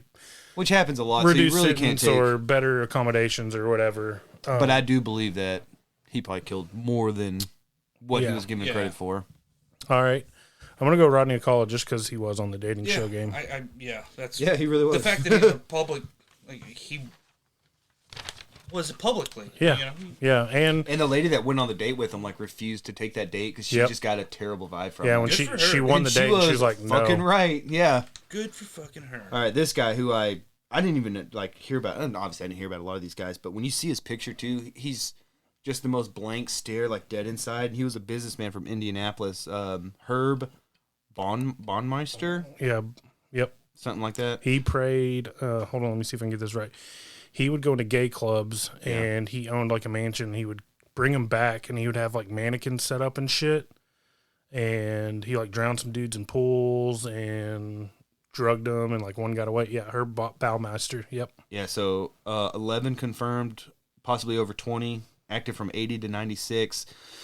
They said they found remains of 11 people on his property, and he committed suicide when the warrant was issued. But because they just usually have like mugshots of this guy, and he just has like that. He looks like a regular ass businessman. You know what he looks like? I pulled this picture up. Who was the guy? Is that the mugshot from '86? The mugshot here. Yeah, they're right there. Look at that. That's just like such That a cool... mugshot. It looks like Warren Jeffs. That's exactly what I was saying. I was like, that's Warren fucking Jeffs. I hate that's like the most punchable face I've ever seen in my life. That is a dead ringer. Him and Warren Jeff could have went as Halloween for each other. Yeah. You'd never know. For each other. They're fucking identical. I gotta find. Okay, and he is up against our number 9 seed in this bracket, Randall Woodfield. Active from 79 to 81. He had 18 confirmed, up to 44. He was the I-5 killer. And, fun fact about this guy I found out, he was a 17th round pick by the Green Bay Packers in 1974. Give me that guy. Over Herb? Over her. No, give me Herb for fucking... he looks like Warren Jeff. Like, dude, he's stone cold look. And he's like, you can tell he's probably like 147 pounds. But like you said, he probably he drug. That's why he had to drug dudes. him and just drown him. Yeah. As I pull up Randall Woodfield's mugshot, I'm going to do this for everyone as well, just so I can see. He does look like... He looks like your I typical... completely agree. He looks like your typical fucking... He's robbed a store on a Friday night to get some fucking cold beer. Look real close. Why does he look like Ryan Reynolds? Oh my god, he does! I saw that too. Why does he look like Ryan Reynolds? He really fucking does. Pretty You're right. dude. Very handsome dude. That's not him. They always are, man. It's always the handsome guys. It's always the good-looking ones. All right. Oh, here we go. So next up, these are combo. We have a couple of combos here where it's like, pair killings. Yep. Angelo Bruno Jr. and Kenneth Bianchi. Uh-huh. They had 9 to 10 from 1977 to 88. They were the Hillside Stranglers. Yep. So very infamous. Yep. But, it sounds fucked up, but kind of a low number there. They were up against our number 8 seed. So they're the 5 seed. Up against 8 seed, the Long Island serial killer list. Oh, give me the Lisk. Yeah, I don't even need to. I don't. Yeah, that's a good matchup though. Hillside versus Lisk. Was that the? Is that the underdog there? Lisk was that was 5. Yeah. That was an 8 taken down a 5. Lisk just because it's unsolved. And this is the last matchup of this region. We have Randy Croft from 71 to 83, 16 confirmed kills up to 67. He was the scorecard killer. He raped, tortured, and killed a minimum of 16 people. Jeez. Yeah, scorecard killer. I think he kept like detailed records or some shit about it I read. Up against Patrick, looks like I wrote Kearney. From 65 to 77, 21 confirmed, up to 43. He was called the trash bag killer. Young men, it says he may be among the most prolific. I think he disposed of them in trash can bags. So, I will take the 7 seed, Kearney, trash bag killer. Oh, man. Over the scorecard killer. Give me the scorecard killer so All I right, can put decide that in one. Jake's hands. Let me double check these, because the trash bag killer's mugshot looks wild. You can really just base this off how mugshots. That's a scorecard killer. Give me 1 second, people. No, you're good. This is going to help me Yeah, he's gonna get organized. because I have to figure out, because low seed gets the highest seed and all that shit, so. Yeah, give me the trash bag killer on that one. Trash bag, so we get Randy Kraft just looks like a... It's so crazy how so many of these silly serial killers just look like the dude you went to... His mugshot looks like he's a fucking white supremacist. But Speaking of white supremacist, I was... thanks for bringing that up, I Jake. turned on Harbin to get here because I came just a funky way, and there's a house over there, and they have ghosts hanging from their trees. And I was Not like, a good look. It looks like they're hanging KKK members from their tree in their front yard. Ellis County, get up with the times here. All right, so moving on to I guess we'll call this the South bracket. I don't know. It's just 4 different regions. We have, where am I at? Number 2 seed. So in this region, our number 1 seed's Samuel Little, so he gets the first round bye. Okay. So we have, where is he at? I tried to do alphabetical, but I did it backwards. Red It was a Oak. long night, dude. We have number 2 seed Ted Bundy, 28 confirmed, up to 33 plus, 71 to 78. He confessed to over 30 murders in 7 states. It is likely much higher than that. We have him up against Robert Berdella. Where is he at? How did I spell that? Berdella, yeah. 6 kills from 84 to 87. He was the Kansas City Butcher, also known as the Collector. Okay, cool name. Raped, tortured, and killed young man. I love the name. Okay, First love off, the names, love the name. Love the names, but those are rookie numbers. You need to pump that up. I'm giving it to Bundy. Oh, it's Bundy. I mean, like I said, he could have been a 1 seed for us here. Robert Berdella. Oh, shit, I fucked that up. He was up against H.H. Holmes. I fucked that up, dude. Who was? Berdella's. Ted Bundy and H.H. Holmes. I was looking at a row below him. Shit. So I'm still going to take Bundy. Yeah, I'll take Bundy because there's, as we get into the later brackets and we dial it down a little bit more, Ted Bundy is this. He's a wild card. It's a wild card. But speaking of Berdella, this dude kind of looks like. Please don't say me. He looks like Ron Jeremy. Oh my god, like a more mixed with fuck. Carlos, oh what a shot! But does he have that dick like Ron Jeremy? Almost looks like an older Charlie Chaplin. Oh, yeah, Charlie Chaplin. Like a fat, yeah. Like if his career never took All right, off. well, come on, like you said, rookie numbers. Bundy's getting up there. Okay, and this is our 3 seed versus 10 seed. This is Richard Ramirez as a 3 seed, the Night Stalker. I'll give you a little bit on him, which I'm sure you already know. Yeah, Ramirez. Oh, all I wrote was he was 15, but he did it from 84 to 85, real quick. He's the original Night Stalker, and all these like crazy ass stories. And the way brutality, and the way that he ran through that neighborhood and all those fucking, I think it was Crips. Oh, the whole town was after him, dude. They were beating his ass up and down the street. Because they somehow knew, he got away. You got to think this guy's just been terrorizing the second largest city in America for like a full year. And when they found out that was him, like they were done, man. They were like ready to kill that guy. He's got to have balls because again, many of these people went out of town. He did it in his back. He just said, "Fuck it, I'm not wasting gas." Y'all seen these gas prices here in the fucking 80s? Like, fuck that. I'm gonna skateboard around fucking Los Angeles, fucking murder people. Yeah. By the way, if you haven't watched that documentary on Netflix, It's very good. Do it. Yeah, it's very good. That's a good watch. And the whole thing with like him and fucking Sean Penn, like them being in the same jail and like him. He had, he had that specific female in mind too. I don't really think it adds to the severity of his case, but like. Again, I think the fact that he did it in his own backyard for so long, like, fuck it. Like, I don't need to. I have no risk. And then he had women that would just fawn all over him. And then he got his teeth fixed. So much. And then he got his like teeth fixed. in prison, like the women loved him. Yeah, he got more chicks than we did. Yeah, he did. Yeah, he got married. Speak for yourself, Andrew. I cleaned up. Richard Ramirez, what a stud. They called me the street cleaner. The guy, I love the guy that probably smells like a hobo man's ass. Probably pulled more chicks than I ever did. All right, so it's Ramirez up against Berdella. What would we say? Kansas City Butcher and the Collector, which those are great names. Those are great names. But I'm giving it. It's Ramirez. You got to give it Ramirez. This might be the bracket of death here with Ramirez, and well, I guess it's all the bracket of death. Bad joke. All right, next up we have a 4 seed. Where am I at? There we go. Carl Eugene Watts, 22 confirmed, possibly over 100. Active from 74 to 82. He was known as the Sunday Morning Slasher. Cool name. Yeah, lots of people have cool names, actually. Up against Anthony Sewell. He had 11 confirmed kills from 2007 to 2009. He was the Cleveland Strangler, and they were all women. Give me Sewell, because I think it's more impressive that you do it in modern times. I agree. Was he the one that he was just putting them up in their, like, he was putting their bodies in, like, below the boards and shit? Right next door to the.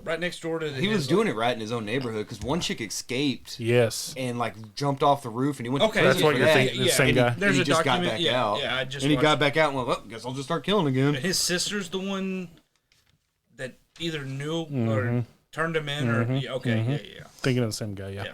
All right, next we have the 5 seed Anthony Loretti, 16 confirmed, up to 31, active from 76 to 80. He confessed to 31 murders in 11 different states. He's up against the Hart brothers, old school right here. They're suspected of at least 39, up to 50, from 1797 to 1804. They are the earliest known serial killers in America. It was like 2 brothers going at it. I'm gonna go with Loretti because the only Hart brothers I know of come from the Canadian dojo, and I refuse to have that name written down. Shut the fuck up, dude. Why do you think I named my son Owen? There's a shirt too that says Owen 316. I just broke your neck, and I was like, oh my god. It should be what Owen a morbid. Owen 316. I just shit my pants or shit my diaper and put it on Owen. But Hell yes. Christmas present coming your way. I'll take it. Dude. I'll take that Owen 316 shirt. It's a dope shirt. Yeah, give me Loretti. Yeah. Loretti, okay. I was gonna go Hart for the history. Yeah, okay. There's no way to Well, confirm. while you look up the next bracket or the next one, I was going to say go back to the Bundy and H.H. Holmes. H.H. Holmes, if you're not familiar, he was a notorious. Some people believe he might have been one of the first serial killers in America.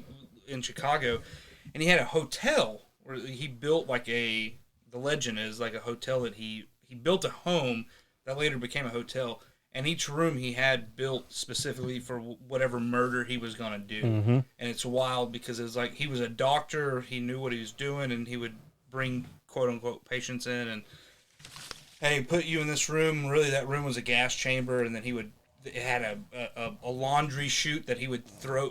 He just slide their body down into an incinerator. He had a bondage room. Like, he had the mythology of each killing had a purpose. Yep. So whatever you felt like that night, I'm going to room 2. Yeah. You're going to yeah. And then there were multiple victims that potentially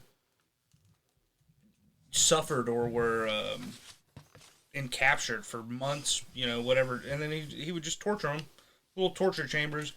He just play little tricks on them or whatever. And it was like a hotel from hell. Yeah, it a hotel. was. Yeah. But I've also heard that It's he a was legend. also a con man and a swindler, and he did a lot. Kind of made it like it was all a lot of I legend. believe he too. got caught on like a tax fraud though Yeah. too. He got caught on some bullshit. Chicagoans. They love usually- taking their bad guys down with taxes. But hey, yeah, probably get them in jail though. All right, this is our 6 and 7 seed. This is our. Let me see. Where am I at? Kemper. That was what the 6 H.H. seed. Holmes was supposed to do. You should buy 6 your time. Yeah. What? He was buying you time. Oh, you're right. I was so entranced by your speech, bro. I wasn't even paying attention. I was looking at you the whole time. 6 seed Edward Kemper. He has 10 confirmed from 64 to 73. He was the co-ed killer. Murdered his grandparents at the age of 15. Released at 21, and then he killed 6 women, plus his mother and his mother's friend. And Also, the stuff that he did to her. Also, he killed his mom, cut her head off, and then fucked her head. So Yeah. So He was the one. Those are extra points in my book. he was in Mindhunter. yeah, he's the guy that's like 6'9". Yeah, and fucking he's beast. like, his IQ is like off the fucking charts. Yeah. Fellas, Yeah. if And you're he, like, rocking cut out- mustaches, you might want to shave them. Because every one of these motherfuckers has. Like, we Yeah. call them porn stashes, but really they're serial. Well, it's because it was 70s and 80s. It was like the golden era. they're all fucking rocking. Well, I can thank serious the porn I can thank the stash. American Indian in me that I can't grow facial hair. So go me. All right, he's up against the 7th seed here, Paul John Knowles. He was 18 confirmed, up to 35 in 1 year, though. It's impressive. 1974. Yeah. He was the Casanova killer. He claimed that he killed 35. He's a handsome dude. Dude, he Yeah. is. He bears very good resemblance to Ted Bundy in a Yeah, way. I was gonna say Let me like see. that's like a bad boy, classic bad boy hunk. I could see, yeah. I mean, I could see that. myself getting a drink with that guy and seeing where the night takes us. Yeah. Yeah. But if we're going That's a good matchup, if though. we're It's a going good on matchup. killer again, if you cut your mother's skull Yeah, off it's and Kemper. skull fucked her, And then he cut out her larynx and like put it in the what's it called, the garbage disposal, because Yep. she was always berating him. Yep. that's fucking sick and twisted. That's a fucking And he liked shoes. He liked high heels specifically. the original foot fetish. High heels specifically. What a creep, man. Good lord. Yeah, Kemper was portrayed on Mindhunter. Yeah, mine. Which David Fincher and Netflix, can you get your fucking shit together and give me season 3, please? I've heard that's coming. Please give me season 3. All right, this is our Still alive, it looks like. yeah, he is. Still in prison, so we're paying us fucking mills every. All right, this is our next bracket. This is our 2 seed. This is another combo. Charles Nang and Leonard Lake. Ooh, this is They're fucked up, dude. they're fucked up, and this is like a kind of like a host parasite deal. Like one of them like used the other one, But them together was but like them a together total was a combo. Yeah, Like you we saw that movie Barbarian in theaters a couple weeks ago, and I don't know if anybody else seen that. I won't spoil it, but the stuff I saw after that movie and then listened to a podcast of them, like they would kidnap a woman and just hold her down and torture her. I mean, they'd rape her like 100 fucking times before they'd kill her. They videotaped everything. It was just like the most fucked up shit. So I have, so they had 11 confirmed, up to 25, active from 83 to 85. They were called the Operation Miranda Killers, but just the stuff that they did, man, they were just like inhumane. Yeah, like all this is bad enough, but there's like 4 or 5 people where I was like, that was really fucking terrible what they did. I just listened to the Necronomicon about the episode. They had like did 2 or 3 parts, didn't they? I think it was just a 1-parter. I think it was like a bridge to get to one of their longer series. It's wild. Yeah, giant pieces of shit. And they are up against Chester Turner. Chester Turner is the 11th seed in this bracket. He had 15 confirmed, possibly 16. Active from 87 to 98. He was the South Side Slayer in L.A., which is another great name, but I think we can go ahead and say it's Ning and Lake. I'm going to vote for Turner because it's a combo killing. Like, Turner did it himself. Yeah, but you don't know the stuff that those guys did. It was very fucked up. Yeah, 2 versus 1. It's like I'm going numbers here. They doubled that guy's numbers, though. Well, there's 2 of them. They should have. All right. Yeah, but they were active less years, though. They were active 2 years, and what did I say that other guy was? Give me the upset. Give me the 11 seed. Oh, get the fuck out of here. Dude, or we could just narrow this thing down to the top 1 seeds and call it a day. Let's have some variety here. Oh, man, the 2 seed goes to... Is that our first 2 seed to take a hit? Yeah, for the culture, we got to do it. For the culture. It's a very mixed bracket. We got to do it. I even wrote some of these out. I've been looking at a lot of mug shots. It's notes. not mixed culture. I made side notes when I would do that, too. It's not mixed culture. Yeah, we got to do that. Yeah, It's not looking good for the... All right, number 3 seed right here. We got Robert Hansen. 17 confirmed, up to 21. Active from 71 to 83. He was the Butcher Baker. He was the one that would fly people into Anchorage, Alaska, and hunt them down. Yeah, which is really fucked up. Like, give them a little bit of hope and then hunt them down. And said he hunted them down victims with a Ruger Mini 14 and a knife. So he would just it was like the thrill of the hunt and the kill. It's like the most dangerous game. Yeah, which is really fucked up. And he bears a very strong resemblance to Buddy Holly. Who? Hansen? Hansen, yeah. I'll pull his picture. Imagine getting murked by a fucking little pipsqueak like that. He looks like... Oh, there's a pipsqueak coming up on, I think it's the next bracket. Literally, That's what Buddy Holly look like. Yeah. He looks like the kind of guy that would, yeah. I don't know, just, he looks kind of like a little, dork. He'd just be strumming guitar and singing Peggy Sue, Peggy Sue. It's fucking, I'm going to kill you, Peggy Sue. And he had a military background, if I'm not mistaken. So that gave him like that extra fucking advantage, and he knew the Alaskan wilderness. All right, so he's up against a good one, though. This is another old school one. This is Boone Helm. 11 confirmed from 1850 to 1864. He was the Kentucky Cannibal. He was an Old West gunslinger that would just fucking murk them and eat them. Fuck. Damn, this is a tough matchup. Give me Levi Boone Helm. Yeah, his first name was Levi. Levi Boone. I like Boone. Y'all are taking him over Rob. Man, y'all are just being buttholes now. Well, I told you I was going to base most of mine off of fucking mugshots, and Just a great mugshot. I got it. You just thought that you're just ripping the other guy. Somebody's probably over got that. Hansen. You're taking Helm. No, give me Hansen because I like. That guy flew people into Alaska, let them out into the wilderness, and then hunted them down. Yeah, come on. This isn't the best mugshot bracket.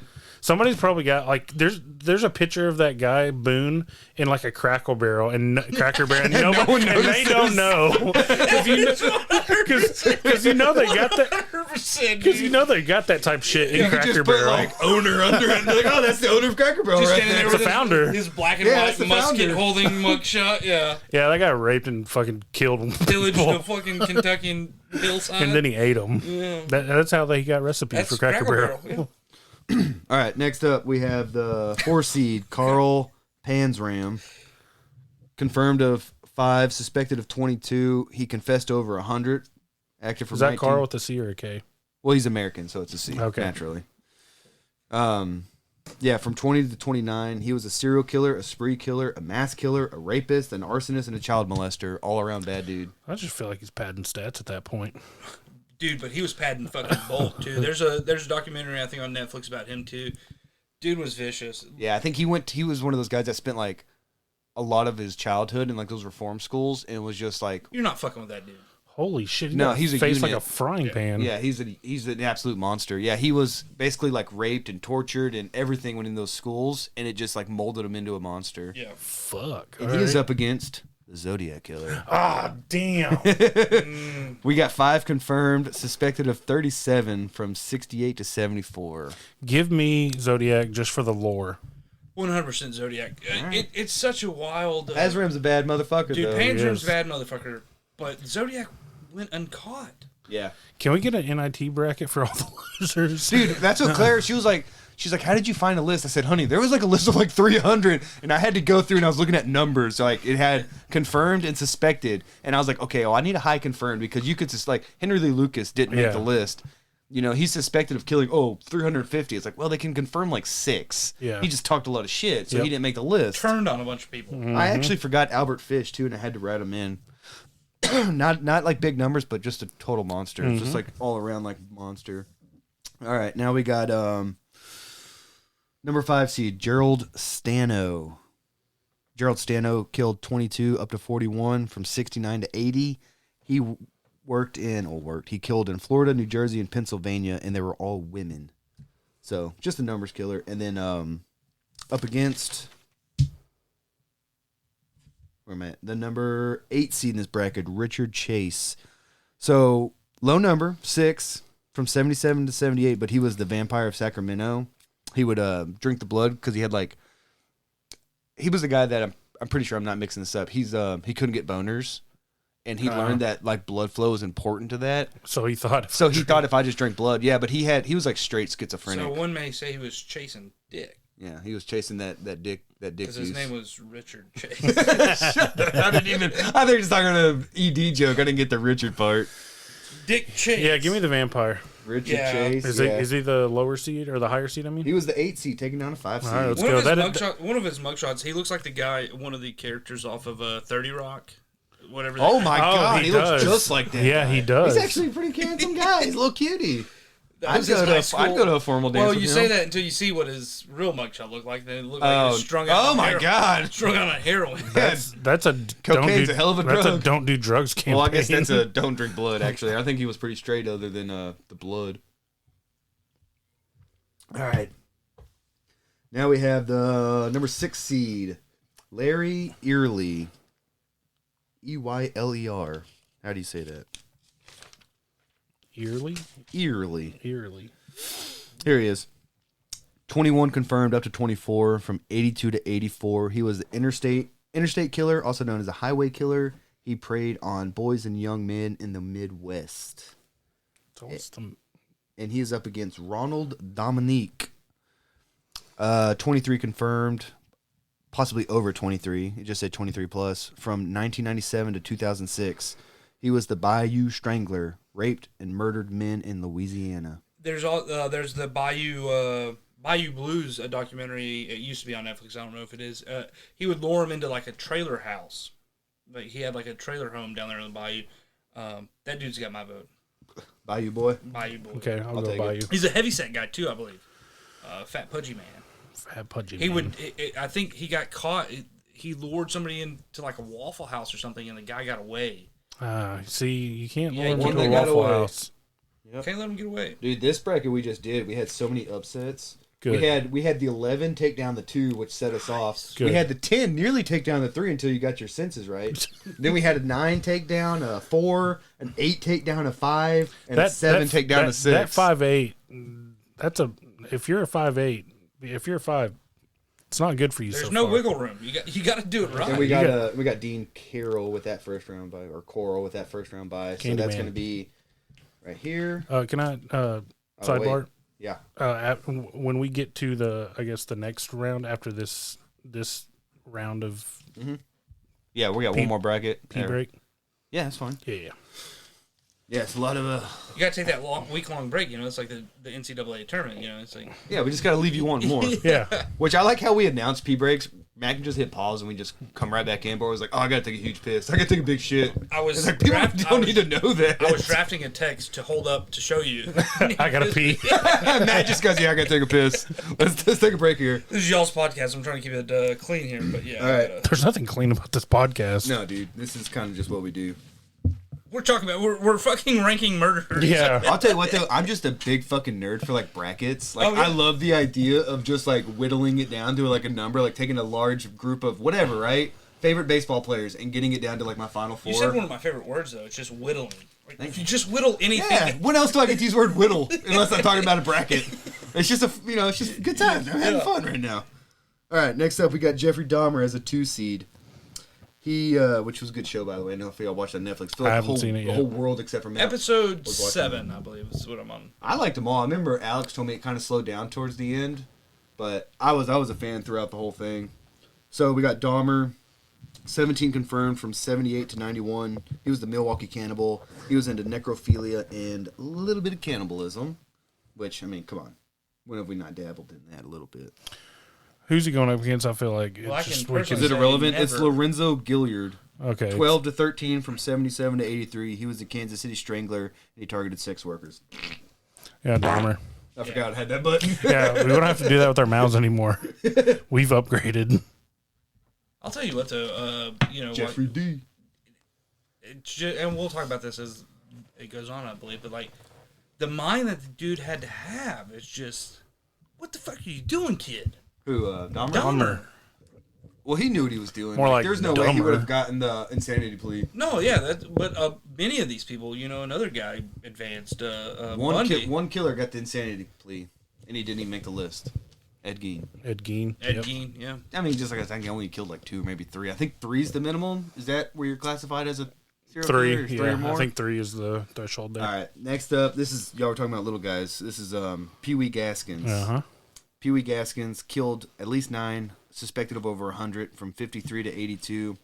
And on Necronomicon, I heard, pretty sure it was that one, I heard the worst sentence I've ever heard in my life to describe one of his murders of a child. Give it to us. No, y'all can listen to it. It's fucked up. Basically, raped her to death. What a cliffhanger. Yeah, it's terrible. It was like a little girl, and yeah, it's really fucked up. Up against Stephen, looks like I put Martin? Where's his Steve Martin? He murders every weekend on the comedy scene. That's for damn Morin. sure. I think it's Morin. I don't know. My O's look like A's.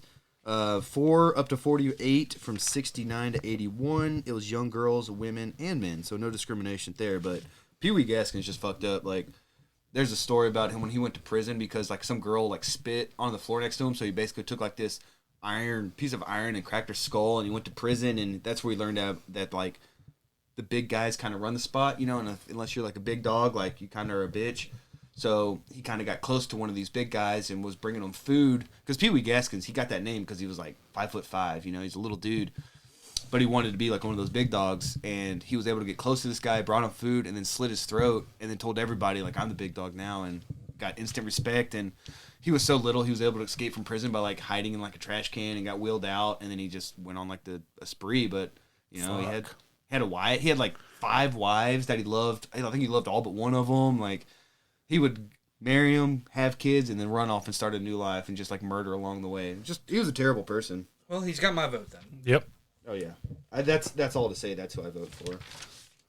Next up, we have. I wish I had better handwriting. I can't tell if that's an E or an O. I think it's an O. William Bonin, Bonin, 21 to 36 from 79 to 80. He was the freeway killer. He would rape, torture, and kill at least 21 young men and boys. That was our 4 seed. He's up against... Oh, man, I really fucked that name up. I couldn't even... I just put the... I was supposed to double check that. William... Might be... like. I think it's Soff. F-O-S-O-F-F. Soff. 12 victims confirmed, up to 22. From 74 to 92. He was the Riverside prostitute killer. Give me the stats on the first guy. Shit. I think the Bonin. What was that? I said 22 or 12 to 22. This guy had 21 to 36. So just numbers alone. And he did it in 2 years. was he the truck driver? It says freeway killer. Yeah, so I think he would pick people up like he was a cross country truck driver, and he would pick people up. He would strategically find people who like on and off entrance and exit ramps. Yep. Okay. Yeah. Yep. Give me the truck driver. All right, next up, this is who I replaced it with. So I had to take off a heavy hitter here. Yeah. I took off Jerry Brudos. Ooh. I know that sucks, but I think he only had like 6 confirmed. Let me see what I had about Brudos. Yeah, 6 from 68 to 79. He was the lust killer and the shoe fetish slayer. And he was also profiled on Mindhunters. But I had to find a high seed to eliminate to make room for Albert Fish. Okay, well, Brutos goes is a 1 seed in the NIT. Yeah, see, there we go. Next year we'll do an NIT tournament. All right, so I replaced him with Albert Fish, who only had, I know it sounds fucked up saying only, but who had 3 confirmed and 9 possible from 24 to 32, but he was the Gray Man, the Moon Maniac, and the Boogeyman. He was described as a rapist, child molester, cannibal who killed at least 3 kids, but if you just know the shit he did to all those people, and even the people he didn't kill, the shit he did to them. The Gray Man, that... Well, and you also have to keep in mind that so fucked he up. was He is a true monster. in the 20s, so there's no telling actually what his... Oh, yeah, it could be way more than that. There's undoubtedly in my mind, it's got to be way higher because it's like, if this dude was killing kids, and they were confirmed... And he loved it, too. He'd, like, drink their blood, like, cut their dicks and drink their blood out of their dick. I mean, just fucked up stuff, dude. He's a terrible dude. But, hey, that's why he made the list. He looks like an old piece of shit, too. Oh, he's a total piece of shit. Died in the Sing Sing Correctional Facility. Probably got He's in murdered. Sing Sing. Sing Sing. All right, he's up against... Okay, it's Earl with an E on the end. E-A-R-L-E. Is that Earl? Earl Nelson. Earl Nelson. Mm-hmm. Look at this pro over here. Confirmed 22, considered more than 22 from 1926 to 1927. His nickname was the Gorilla Man, the Dark Strangler, considered to be the first known serial sex murderer, and he was a necrophile. So I guess he goes pretty well though. Albert Fish, we're gonna have a fucked up like sex pedophile advance one way or the other. Give me Albert Fish just because of the name The Gray Man. That's just terrifying. And the fact that he was the original Boogeyman. Like the kids would say, like, who was it? And they'd say it was the Boogeyman. Here's a photo of Earl Nelson, though. And Fish has got my vote. But look at the size of that dude's hands. If those hands got on you, you're not really... done. He's got banana hands. Oh, my God. Maybe that's why he was the Gorilla Man, because his fucking hands. Or is it because he's black? Is he black? I don't know. I think he's black. Is he just really Italian? I think he's more Italian, because there's like a side-by-side photo. Yeah, he's not black in that picture. He looks black in that picture. You don't have to whisper, fool. But you know what? Half black, half Italian. How about that? I bet his dad was black and his mom's Italian. Seriously, look at the fucking size of those hands. That's like exactly why they hands. took that picture. Because they're like, hold up those monkey paws. Well, oh my racist. God! I immediately sounded racist. Accidental racism. Hey, shut your butt. I didn't mean that. Seriously. You've heard the saying monkey paws. Look at if you're listening to the podcast, look up Earl Nelson's hands and tell me that Jacob cannot get over the fact that this guy's hands. they're fucking huge. Oh, dude could grip 2 basketballs in one hand. Watch, you have to go to basketball. Shut the fuck up, man. Accidental I'm being racism. racist by trying to make me look racist. Okay, next up. Your list, we're just going with it, man. My house, This Davis. is your world, dude. All right, we got Joseph D'Angelo. That's the Golden State Golden Killer. State, yep.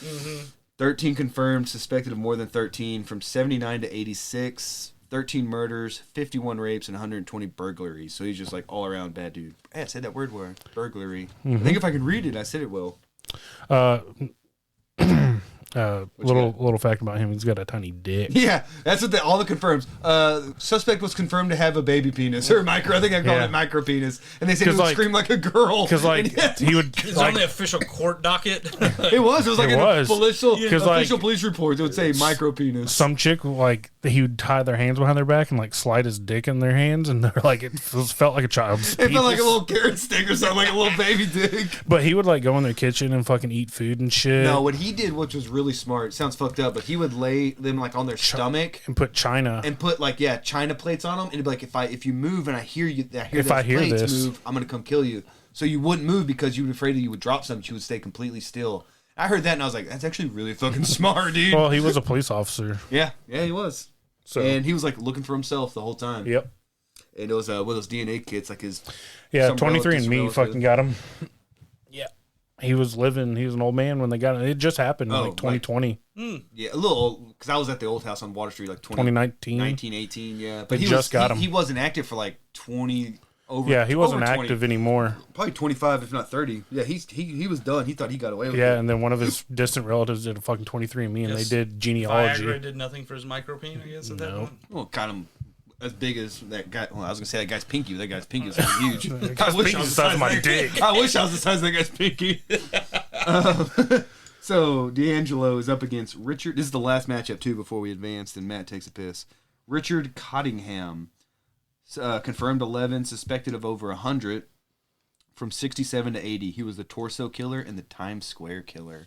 So that's a low seed for this guy. He was going big time. But, you know, Times Square used to be like a shithole. It wasn't a tourist destination. It was like, you know, just like filthy people and like... I think it gangs in New York. Like, it was just fucking disgusting. It was a little more evolved from that because it was like more... It was like 50. Like our parents could have went there on a graduation trip, and that's how it would have been. Like late 70s, it was a shithole, and that's why he would just go pick up these workers and just like do his thing. But I think it's D'Angelo just because he's Golden State. That's a name we all recognize. D'Angelo. All right, and with dude that, looks like Santa Claus now though. Which one? D'Angelo? Torso Killer. Oh, Torso Killer, yeah. And that also looks like Stephen Avery is just hanging out with him in prison. I thought that was Stephen Avery, dude. Let me see. Fuck, is it? No. No. Got me questioned over here. Hey, look at that. We didn't have a single upset. Okay, there you go. Is that better? No upsets. Law of averages. All right, we'll be back. And we're back. Everybody, although we took such a long break, we might have to pee again. Yeah, apparently there's a horse outside with us. Great stream, brother. All right, so we're back. Second round of the bracket. This is the 1 seed versus the 8 seed. Cleveland Torso Killer versus the Long Island Serial Killer. Both never caught. You mean Torso? I'm a Torso guy myself. Yeah, he was like Jack the Ripper of our fine country. I'm voting Long Island Serial Killer just because, I don't know. Because you're different. Because it's a good case. It is. It's both of them. That's what I'm saying. Now that we're getting to the second and third round, it's just getting real. Yeah, it's going to be difficult. Number 2 seed Gary Ridgway versus 7 seed Patrick Kearney. Give me Gary Ridgway. Gary Ridgway. Got to put up big boy numbers. We got 3 seed Richard Akala, 4 seed Herb Baumeister. Baumeister. Give me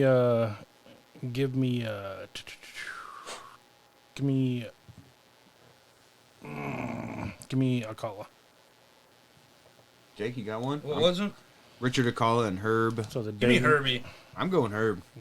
Dude. I think he's got that Everybody cold knows look. it's Herbie Hancock. Are we talking about getting down right now? Making some babies? All right, this one. So that was the whole bracket, or that was that region of the bracket. Next we got back to the 1 seed Samuel Little versus 9 seed Anthony Sewell. I gotta go Little just simply because he just recently got it was unknown basically for so long. And he's black. You gotta have some representation. I mean, come on, you gotta be inclusive. He's the most prolific.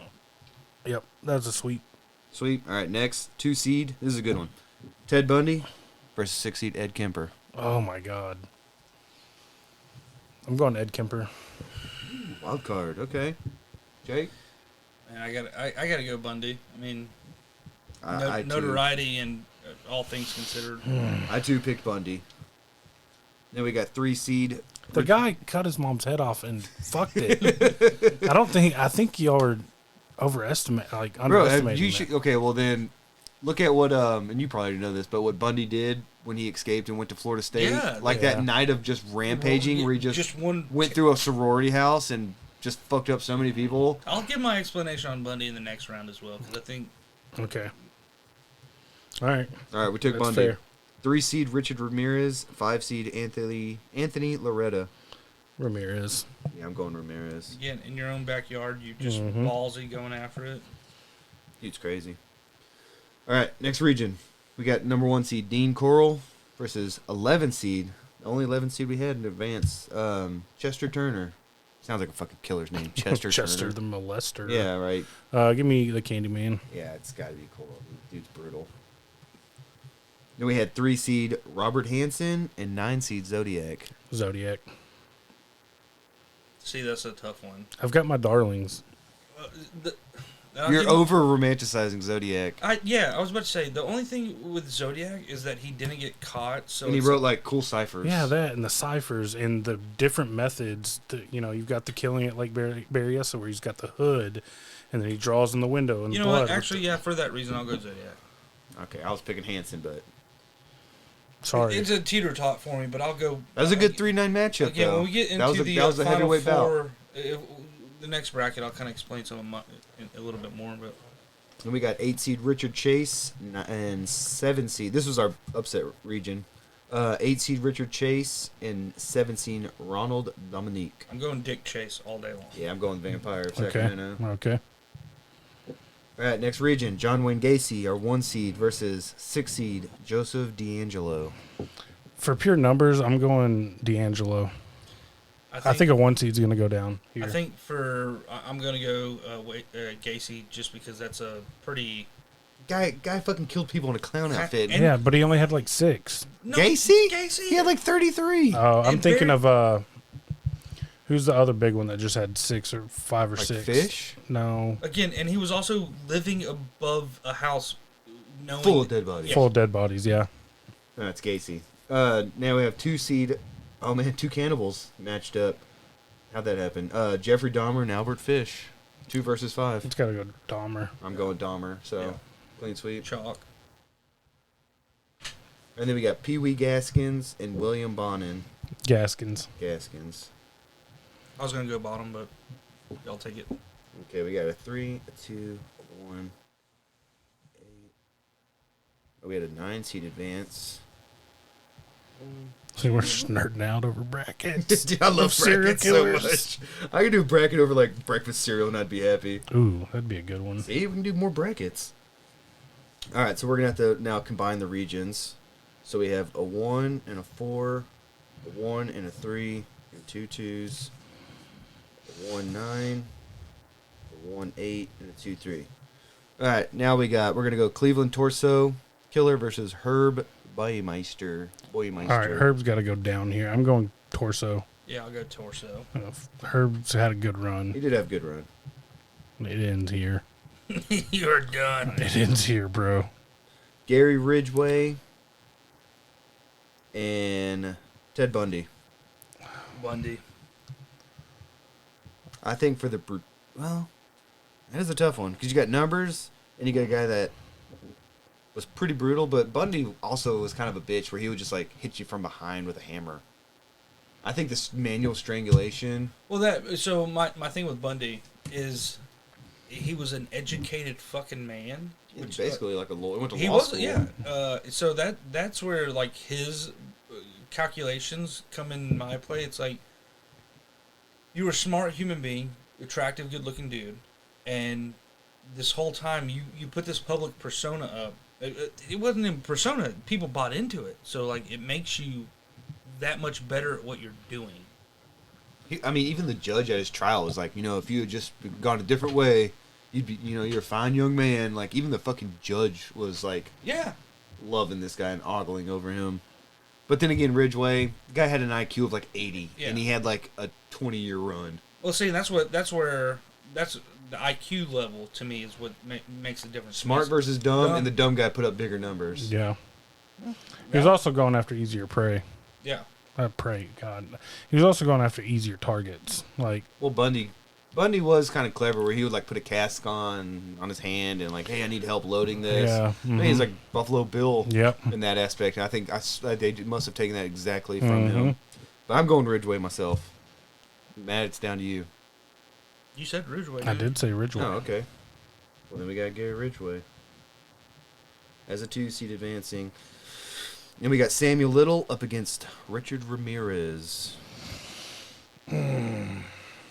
Give me Little again. I the fact that he did it unbeknown, like he turned himself in basically. Yeah, he Yeah, was give on the me FBI, Samuel and Little. then he like turned himself in.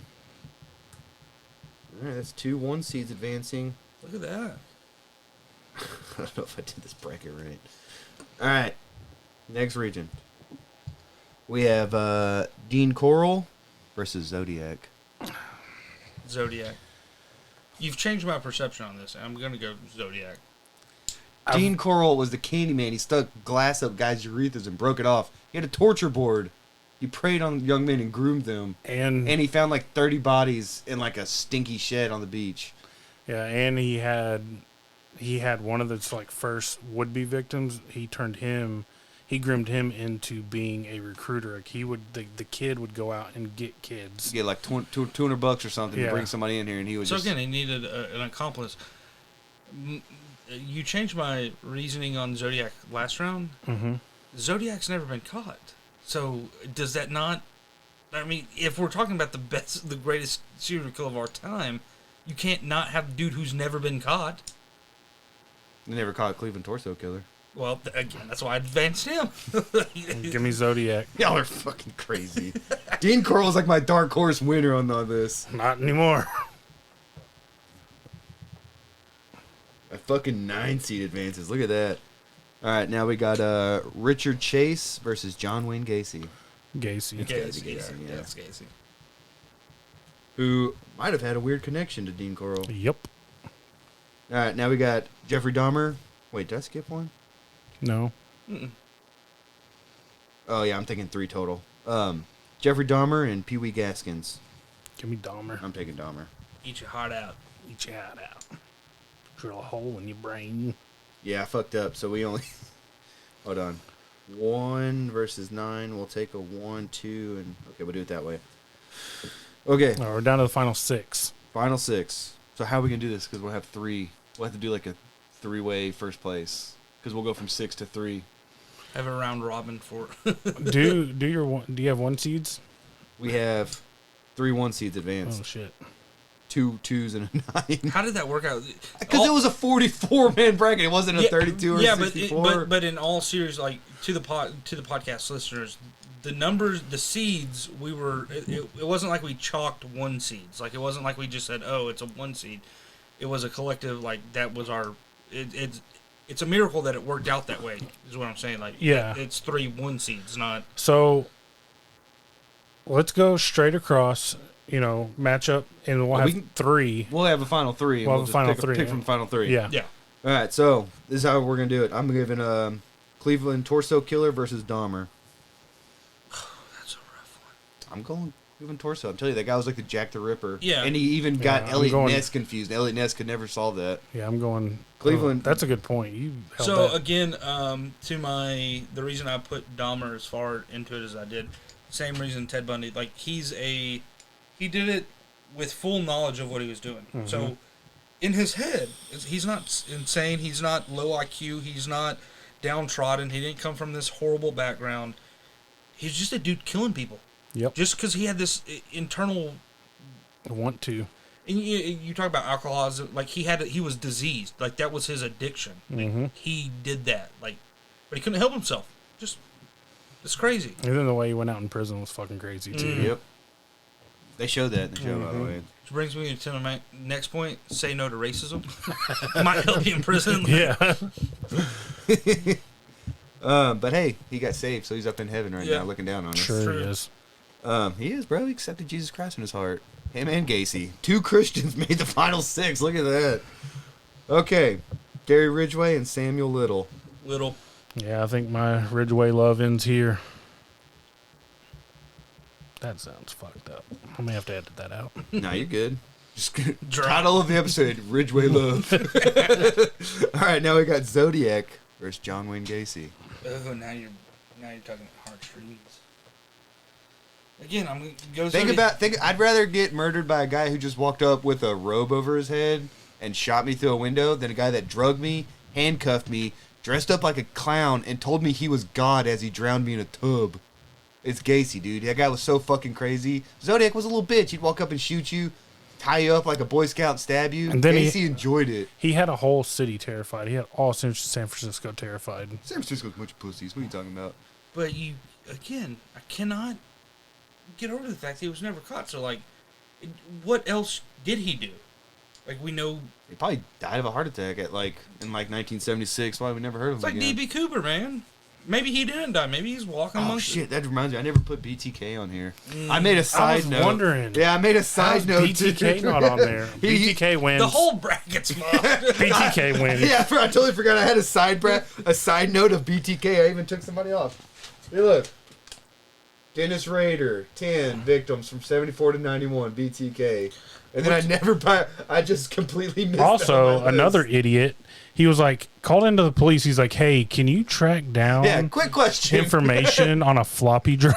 And they're like, no, dude. No, you're good. No, Send that you're shit good. in. Well, Go see, ahead. I think that's an automatic elimination because he was a dumbass and he got himself caught. Like, Oh. you had it going, bro. Like, you can't be a great serial killer if you fucking cost yourself fucking your freedom. So who is it? Gacy and Zodiac? Yep. I think my Zodiac ends here as well. John Wayne Gacy advances to the final three. Final three, we got Cleveland Torso Killer as the 1 seed, Samuel Little as a 1 seed, and John Wayne Gacy as a 1 seed. So no surprise, 3 1 seeds made it to the final three. And apparently I'm not good at making brackets because we have a final showdown of 3. But I already have my pick. So if y'all want to make any final arguments. So it's Gacy, Little, and the Torso. Do we just rank them 1, 2, 3, and then? I mean, we can do that. Yeah. Collaborative. Not like. Also, I know. This is where the point system would come into play. Like if. Oh, that's a good point. 1, is a 2, good 3. point. So you rank them. You're 1, 2, 3, and then I'll rank my 1, 2, 3. Matt'll do his, and then I don't remember the point system, but Well, It was victims, years active, and brutality. well, you do on it a 1 reverse. through So 5. like 1, if you rank them as a 1, that's a 3 point. A 2 is a 2 point, and then your 3 seed is a 1 point. no, he had actual point values No, for. I mean, like, yeah, so if, like, Samuel Little would get a 5. All right, and we had some technical difficulties there, as we were prone to have. We're down to our final 3. I think we picked back up in the correct place. We're down to our final 3, which is the Cleveland Torso Killer, John Wayne Gacy, and Samuel Little. Mm-hmm. The way we're going to do it, we're just going to give our 3 and then Average out the position. Yeah. So mine is Samuel Little, Cleveland Torso Killer, and John Wayne Gacy. Jake, what you got? I'm following suit. It's Sam Little, Cleveland. Torso, Mm-hmm. Torso Killer, and then Wow. Gacy. I picked the Cleveland Torso Killer. Stumped Elliot Ness, and he was like our, Jack the Ripper. Never found the guy, which I thought was a big deal for you, Jacob. Yeah, what are it you was, doing, bro? and, you know- right when I need you, you bail on me. See, but you held out some key information. Like, if you had told me, like, the conspiracy side of it. Oh, Like- yeah. The fact that they thought that Elliot Ness caught the guy, but that he had a very prominent father, like, involved in Cleveland politics, and they didn't want to, like, stain the family, so they just swept it under See, the now rug. you're scratching another itch for me, which is conspiracy theories. You can change your vote right now to Cleveland Torso. Nope, it's in the record book. Nope, it's recorded. All right, well, that was just my pick all along, was Cleveland Torso Killer. I went Gacy at number 2 because it's just terrifying the shit he did, and Samuel Little third. But like you said, so with our rankings, it goes Samuel Little, Cleveland Torso, and John Wayne Gacy. So Well, and the reason I put Little over the top is just because recency bias, I guess, to a certain degree. Like, if you don't know who he is and you haven't heard of him, you should have, because he's been in the news fairly recently, in the last year or two. and I'll say it, if you predicted that a black guy would have won this bracket when we started, Spoiler man, alert. you need to go to Vegas and put some money down because I didn't see that. Yeah. beat out about 42 white guys. 42 white guys. I think there was a couple black guys on 42 the list. mustachioed white Yeah, guys. every white guy had a mustache. Every You're right. single It's like a one. requirement. Do you want to kill somebody? Well, grow a mustache first and then talk. It also has, most of them, they're white guys who tend to be homosexuals who strangle and rape people. I felt so stupid when I was looking at this list because, like, geez, these guys either killed a lot of men or a lot of women. I was like, well, who the fuck else are they going to kill? There's only 2. You know what I mean? So I was like, well, this guy killed nothing but guys. Well, then he killed nothing but ladies. I was like, well, fuck, of course. Like, who else are going to kill? Furries. Yeah, well, we should all do that. All right. So that was hot topic? that was our I do not support those decisions. I do not keep shame. the thoughts and expressions of Andrew does not reflect. I'm a couple of yellow bellies in. It's a long day. So that was our serial killer bracket for Halloween. I think that was a success. If we do dude, more brackets brackets, to come. when we do more brackets, we'll iron it out. We'll do a 32. I think 32. 32 is the way to go. That's so we'll appropriate. get a solid final 2. Yeah, we don't have to do some fuzzy math there at the end. Next time we have Jake on, we'll do 32 wrestlers of all time.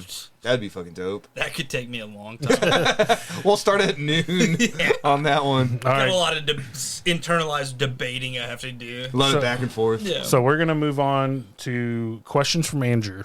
Got This a is couple. fairly new segment, which I enjoy because it allows me to just sit back and... Well, there's only like 2.5 questions. Okay. Okay. Which horror movie would you least want to live through? Oh, Friday the 13th, Halloween, Nightmare on Elm Street, Night of the Living Dead, or Texas Chainsaw Massacre? Nightmare on Elm Street. Yeah. I've always thought that, like the sleep part of it. Yeah, see, that's why I was like, it's a no-brainer for me. That's- Because yeah. you can't sleep. Yeah. I can maybe escape the other ones, but because when I wrote that, I was like, well, that's kind of the only answer because you got to sleep and Freddy's just going to fucking get you. You're dead. Myth. Yeah. Okay. I thought it was a good. Okay. How about this? No Friday the 13th. Or no Okay. Nightmare on Elm Street. Okay. So run it's it Friday down the again. 13th, Halloween, Night of the Living Dead, or Texas Chainsaw. Least want to live through. Probably Friday the 13th because Jason was such a machine. Okay, and Jason would totally kill Michael Myers, right? Yes. Like in a straight up Yeah. celebrity death he match would fight. he would That guy had supernatural. he would gut him like with one, like he would take his machete and just like lift him over pick his him head. up. Yeah. I love the Halloween franchise, but Jason Voorhees, the way they wrote him was just a machine. Yep.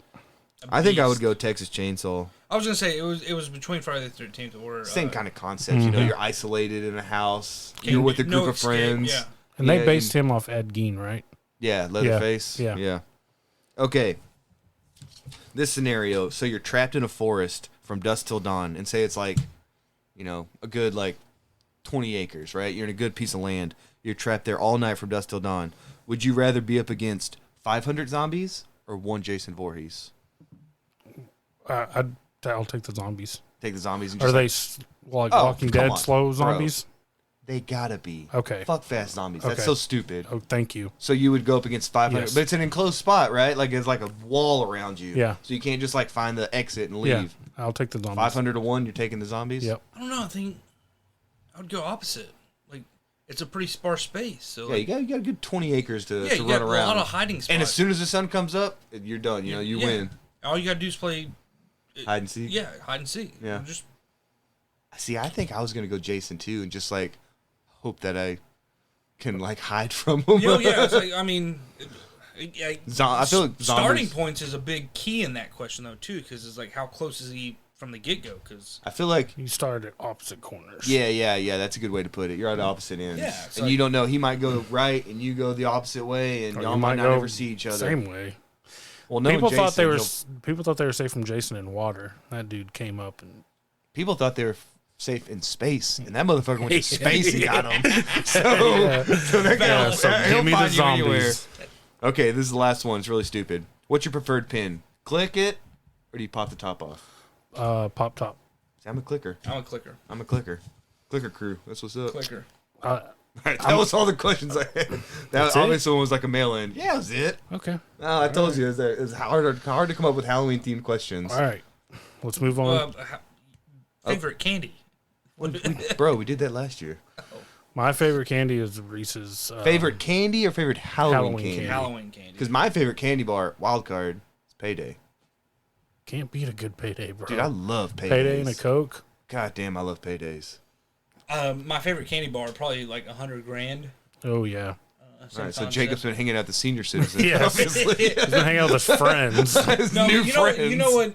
I think they've slowly started making a comeback. Maybe is the Take 5. Dude, Take Take Five. Fives are delicious with the Take- pretzel in the yeah, middle. yeah. Get out of here. That's what I like. The They never salted- went away. What are you talking about? Comeback? They never left. See, but I didn't think I couldn't find them in stores for a long. Yeah, they're not they as were always prevalent. I started eating them in high school because they always had them at the snack where you From paid- the NHS kids yeah or whatever whatever. it was. It was From always the Take nerds. 5. Yeah.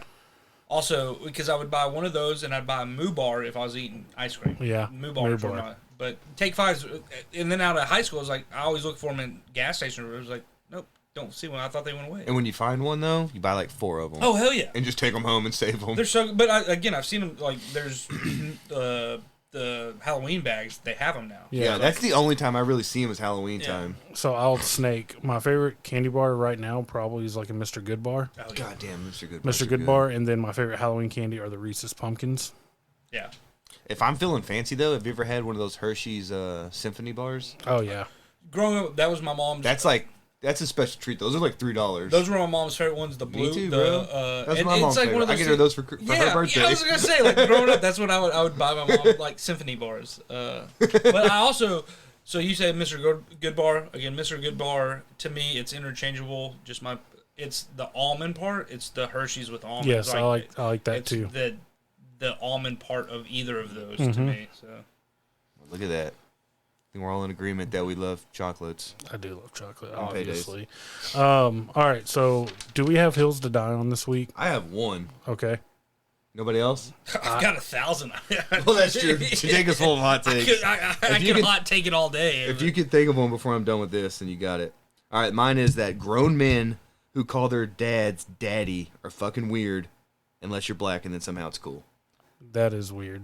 That is weird when you're like, oh yeah, my daddy does that. I'm like, aren't you like 32 years old? Well, What are you calling okay, daddy? when you But said the- it, hold on. When you said it in that accent, Oh, I always say it sassy, like a southern sassy. Like, yeah, like "My southern. daddy." I think southern, It's a southern like a thing. southern thing. I think if you're southern, you can get away with it. No, not if unless you're black and you're like under the age of 10. But all my black friends will be like, yeah, my daddy does this, my granddaddy, and I don't even think about it. It's like, yeah, that's fucking cool. And then a white guy says it, and I'm like, what are you talking about? That's your dad. Don't call Is him that your the daddy. is that the equivalent of like kissing your mom on the lips? Ugh, people do that, I guess. Tom Brady does that. I kiss my mom on the lips, I believe. I don't kiss my mom. Maybe Well, my not. mom's dead, but Yeah. Not on the lips, But bro. my dad always kissed me on the cheek too. Yeah, That's I totally acceptable. I kiss Landry on the cheek, Yeah, I'll kiss him on the cheek. forehead. I'll kiss Landry on the cheek. Fair enough. Yeah. I just wanted to make sure that was No, clear. it's acceptable. No, when a Okay. grown man calls his dad daddy, though, and not necessarily. I know I always. Okay, let me see where you stand on this because this was mine from last episode. My hill to die on is I think it's weird when grown men wear player jerseys. Oh yeah, you can wear a jersey. It just has to be unnamed. I think it's weird that you're wearing another dude's name Or he has to be retired, like an all-time from great. like your childhood. Like I have a Even Larry if- Allen. You wouldn't wear a Larry Allen jersey? I would have it on my wall. I wouldn't wear it. Oh, I'll fucking wear mine to the draft. I would get it signed and then I would put it up. But wearing the name of another man on your back just kind of weird, especially if you're a grown man. Kids totally acceptable. Yeah. he had the idols. same. Yeah. He had the same point. I did. And then it also comes for jerseys to me. It's wearability. It's like I'm not like where the fuck else do you wear a Cowboys jersey? At the Unless- house by myself when I'm watching the game. But then like what's the point of wearing that jersey? Is my point. Like Represent my team. Stars jerseys are Sweaters. sweaters. Yes.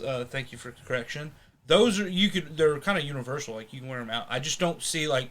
I'm not. Yeah, I see what you mean. I'm That's there. why- not wearing my Dallas Cowboys jersey out. Or a in- basketball jersey where it's like A tank that top? looks weird. Like Yeah. a tank top. That's yeah. why I like soccer jerseys because you can get them unnamed and they Yes. still look. And depending on the team, they do look stylish. It looks you like can a wear straight- it looks like a cool shirt. You can wear them out. That's yeah. why like Rangers, baseball tops. Like you can't get them unnamed without them. I guess you can. You can.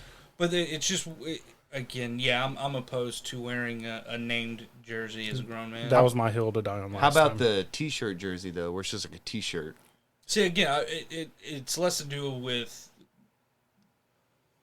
the style of top as Oh. opposed to Wearing some- another man's name yeah, on your like, back. that's just kind of weird to me. Yeah, and I kind of said this last week. I usually don't have like that borderline like where I'm like questioning my masculinity. Like I'm totally fine with it. I just think it's weird. And like there's so many options for apparel now. Like I have a Cowboys Columbia shirt. I have a Cowboys like Nike polo that's really nice. Like Hoodie or hoodie, yeah. yeah, that's kind of my. Yeah, I would stand on that hill with you until the cows came home, and it's one of those things where.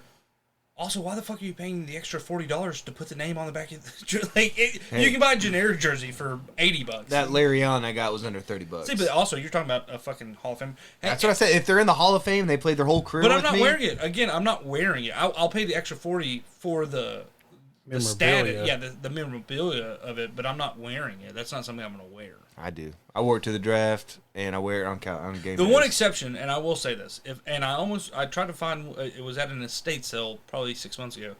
I would wear a Darian Hatcher jersey. Hell yeah. He's getting put into the Stars Hall of Fame. As he should. He was the captain when we won the cup. Yeah, and it's weird because in like Dallas sports lore, he's the least known. He gets overlooked. It blows my mind because other than Dirk, who rightfully should be Dirk, he's the most recent captain to ever, the most recent man with a C on his jersey to hoist a title in this entire fucking city. Mm-hmm. And not only that, he was a leading founding member of that Stars organization. And it's like, because we're not a quote-unquote hockey town, that's the problem. Like, Darian Hatcher is a fucking sports guy to me. And, I mean, I was a fucking 10, 12, however old I was at the time. Like, he's still Dirk to me. Like, he's on Dirk, he's on Madonna's level, he's on fucking Pudge level, like, he's on Nolan Ryan level to me. Like, he's a god. I don't think he's on Dirk level. Dirk's like an ambassador to Dallas. He's a tier below. He's in that other group. And I'll give you that. Dirk's up there with, like, Stahlback and Landry. Like, those are, like, the Mount Rushmore of Dallas sports. And I'll give you that. It's the same reason I don't think you put just Nolan. because he plays hockey. But if you're going to do a Stars Mount Rushmore, he's on it. With Madonna. And you could probably almost end it there, but then... And Belfour. See, but Belfour, I don't think... I would... is unfavorable. I would put Turco on there before Belfour. I'm okay with that, too. But it's also... I would never put Hull up there, even though he's the one that scored. No, he played so long with other St. teams. Louis. Like 20 fucking years in other teams. But yeah, I love him, and he was definitely not across that crease. But also, like, that dude's... And, moving forward, that's what my dearest hope is that Ben gets to hoist a fucking cup, preferably with the C on his fucking jersey. But if not, like, Ben is also in a Dirk-like situation where it's like, that dude deserves it. He's willed this team as far as he could fucking do it. Brendan Murrow for a short period, but I could go on a Stars rant for days. But I would wear Darian Hatcher's jersey. That's probably the only one I would. So it's very few exceptions.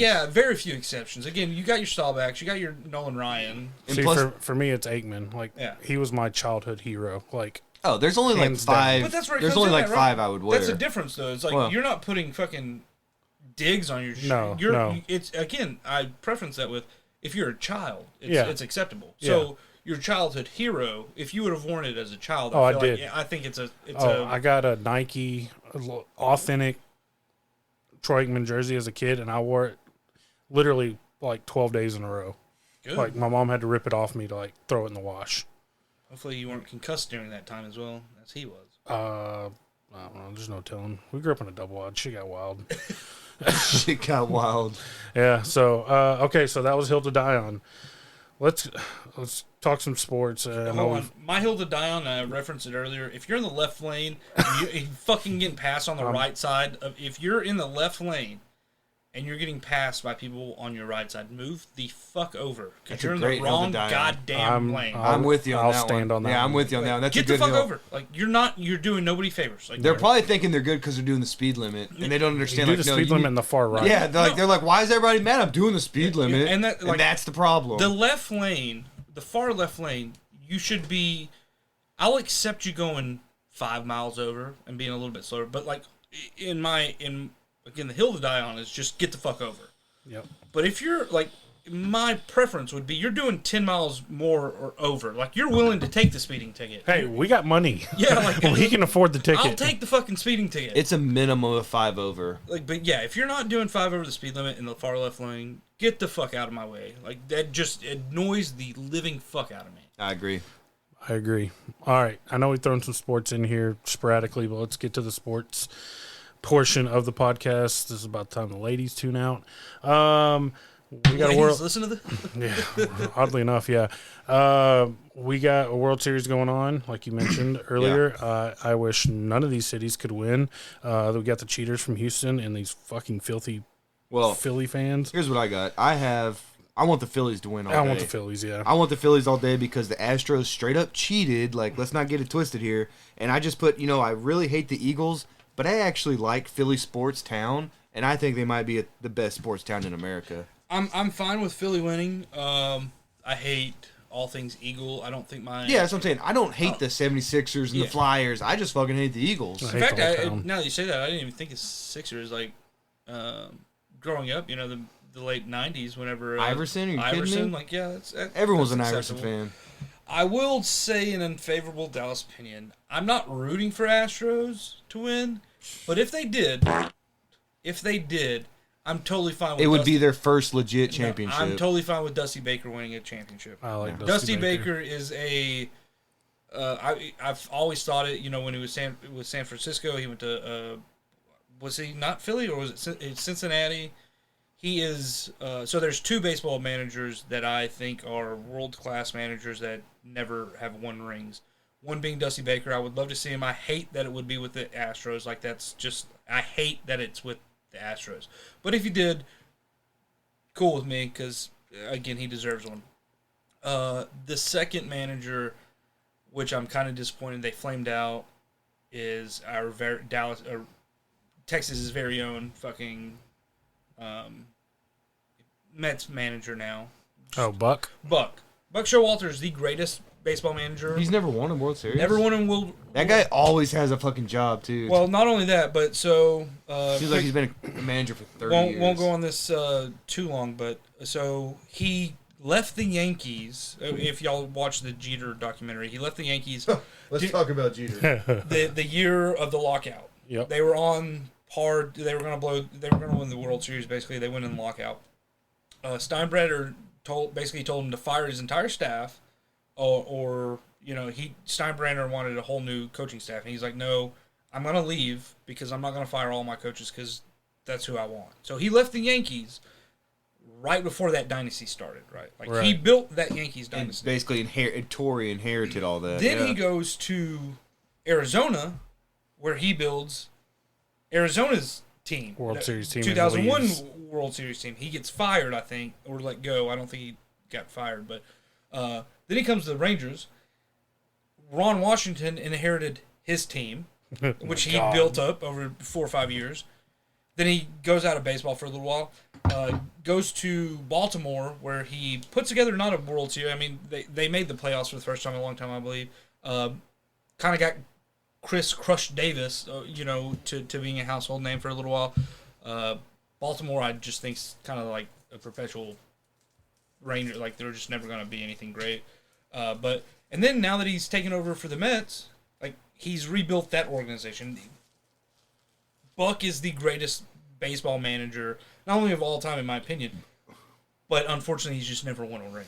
Well, when you put it like that, it's kind of hard to argue against that. Like, you look at all the teams that, like, honestly, like the last 25 years worth of baseball, he's had his hand in those winners. And then, again, Dusty, the same way. Like, a lot of teams, I believe the San Francisco Giants that Bruce Bochy won with were Dusty's teams.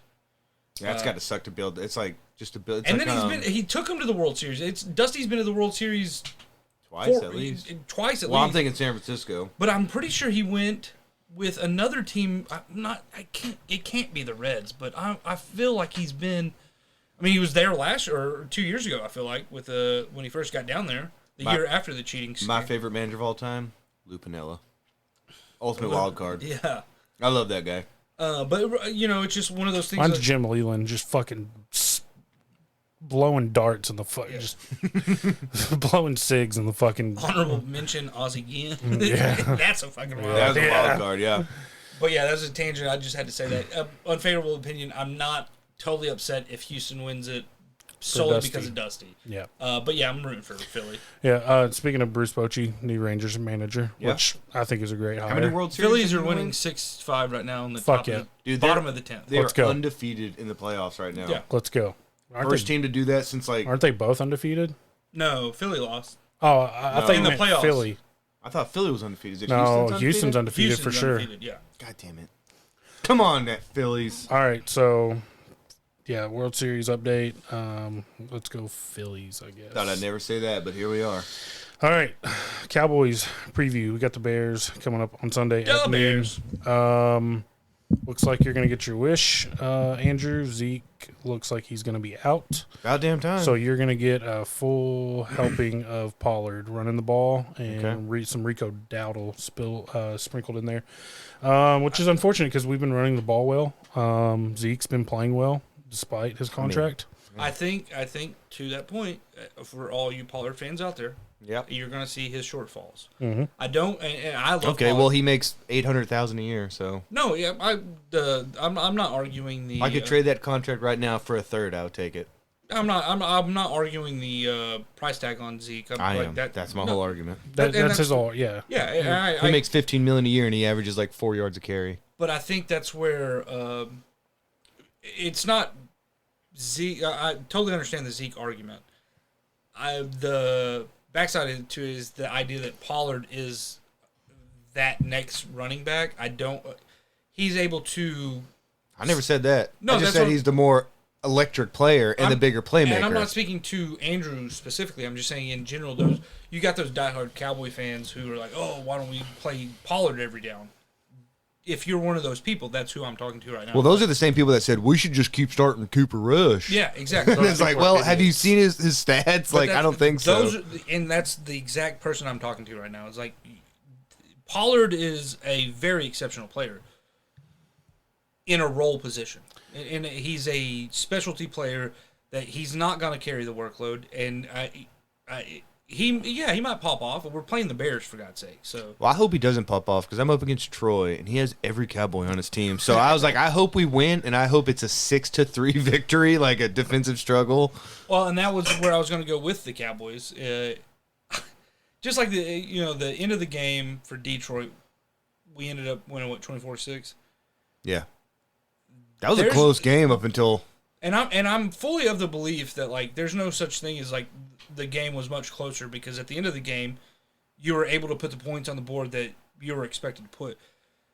To the exact same opposite side of that argument is we should have blown them out. Yeah, it shouldn't have been that close to begin with. The play of the game was Micah Parsons in the first quarter, and if it would have stayed that way the rest of the game, that's understandable. But we did. The defense is designed to break teams down. We held them. We never bent. We definitely never broke. The offense was lucky enough to receive benefits from that. But with that said, you could see that the game with the Bears could play out the exact same way. Like, we're going to play down to our opponent, like we do. But I think you'll see because the thing about that last game is you got to think Dak up until that point had played 3 quarters of football. Yeah, he was rusty. And before that, it was January. Oh yeah, and he missed time last year. He didn't play in the preseason at all. Did he? No snaps in preseason. So we're talking 3 quarters in the last 10 months. Exactly. So I think you'll see a better Dak. I think you will see a more, prolific offense, but that's all dependent on the receivers. The receivers haven't been good. CeeDee Lamb is going to be okay, but Brown's been good. Brown's been good, but he's also had that chemistry with Cooper Rush from the years of the practice squad. Yeah. What concerns me is Michael Gallup. Michael Gallup concerns me. I don't know if it's mental. I don't know if it's rust, but he's not getting separation near what he used to. And this is where I think, because the Eagles have now started an arms race. Eagles are loading I think up. you are in an arms race. I think you have to go out and get DJ Moore, Chase Claypool. Ooh, I would love DJ Moore on his team. Jerry Jeudy, OBJ. You've got to go out. Take that one back out of your fucking mouth. Well, you've got to go out and do something. Jared Judy is interesting because he's still only like 23. Well, the Here's whole the idea of classes. the arms race, though. Yeah, God, CD. I hate being the fucking devil's advocate here, though, because we arms raced everybody through the whole 2000s, the whole 2010s. We arms raced everybody, and what did it do? We're in the right arms race with the defensive side of the ball. What we need to do, to your point, is our receiving core has been down. I think Dak. Tell me if I'm wrong, but when's the last time he played a full season? Rookie year? No, 20. I'm not saying that he's injury prone. I'm just saying like I don't think he is. He's caught in some tough breaks. I mean, it's not like we'll see. Like you could tell when he gets hurt. Like the ankle injury, obviously, the hand back to back. Like I bring him up. it's just unfortunate. I bring him up because I was going to bring up Zeke's injury. You go to Gallup, he was injured. Our roster is loaded. It's just we've had to piece it together. Like we've not had a full run with our number ones. And I mean that, like, you look at our offensive line, like that's where it starts. Like our offensive line's not our offensive line, you know? So the arms race I understand, but we're right there with them if all of our number ones are playing and we have continuity. They're not experiencing, in my opinion, the injury gambit that we have. And it's like, okay, if we're weathering the storm right now with a ragtag, for lack of better words, what happens when they all are healthy and they get that? Because you got to build chemistry though, and that's one. That's so hopefully it's. Let me break in with Dak's career games. He's played. This year he's played 2. Last year he played 16 because in that last game we sat him out.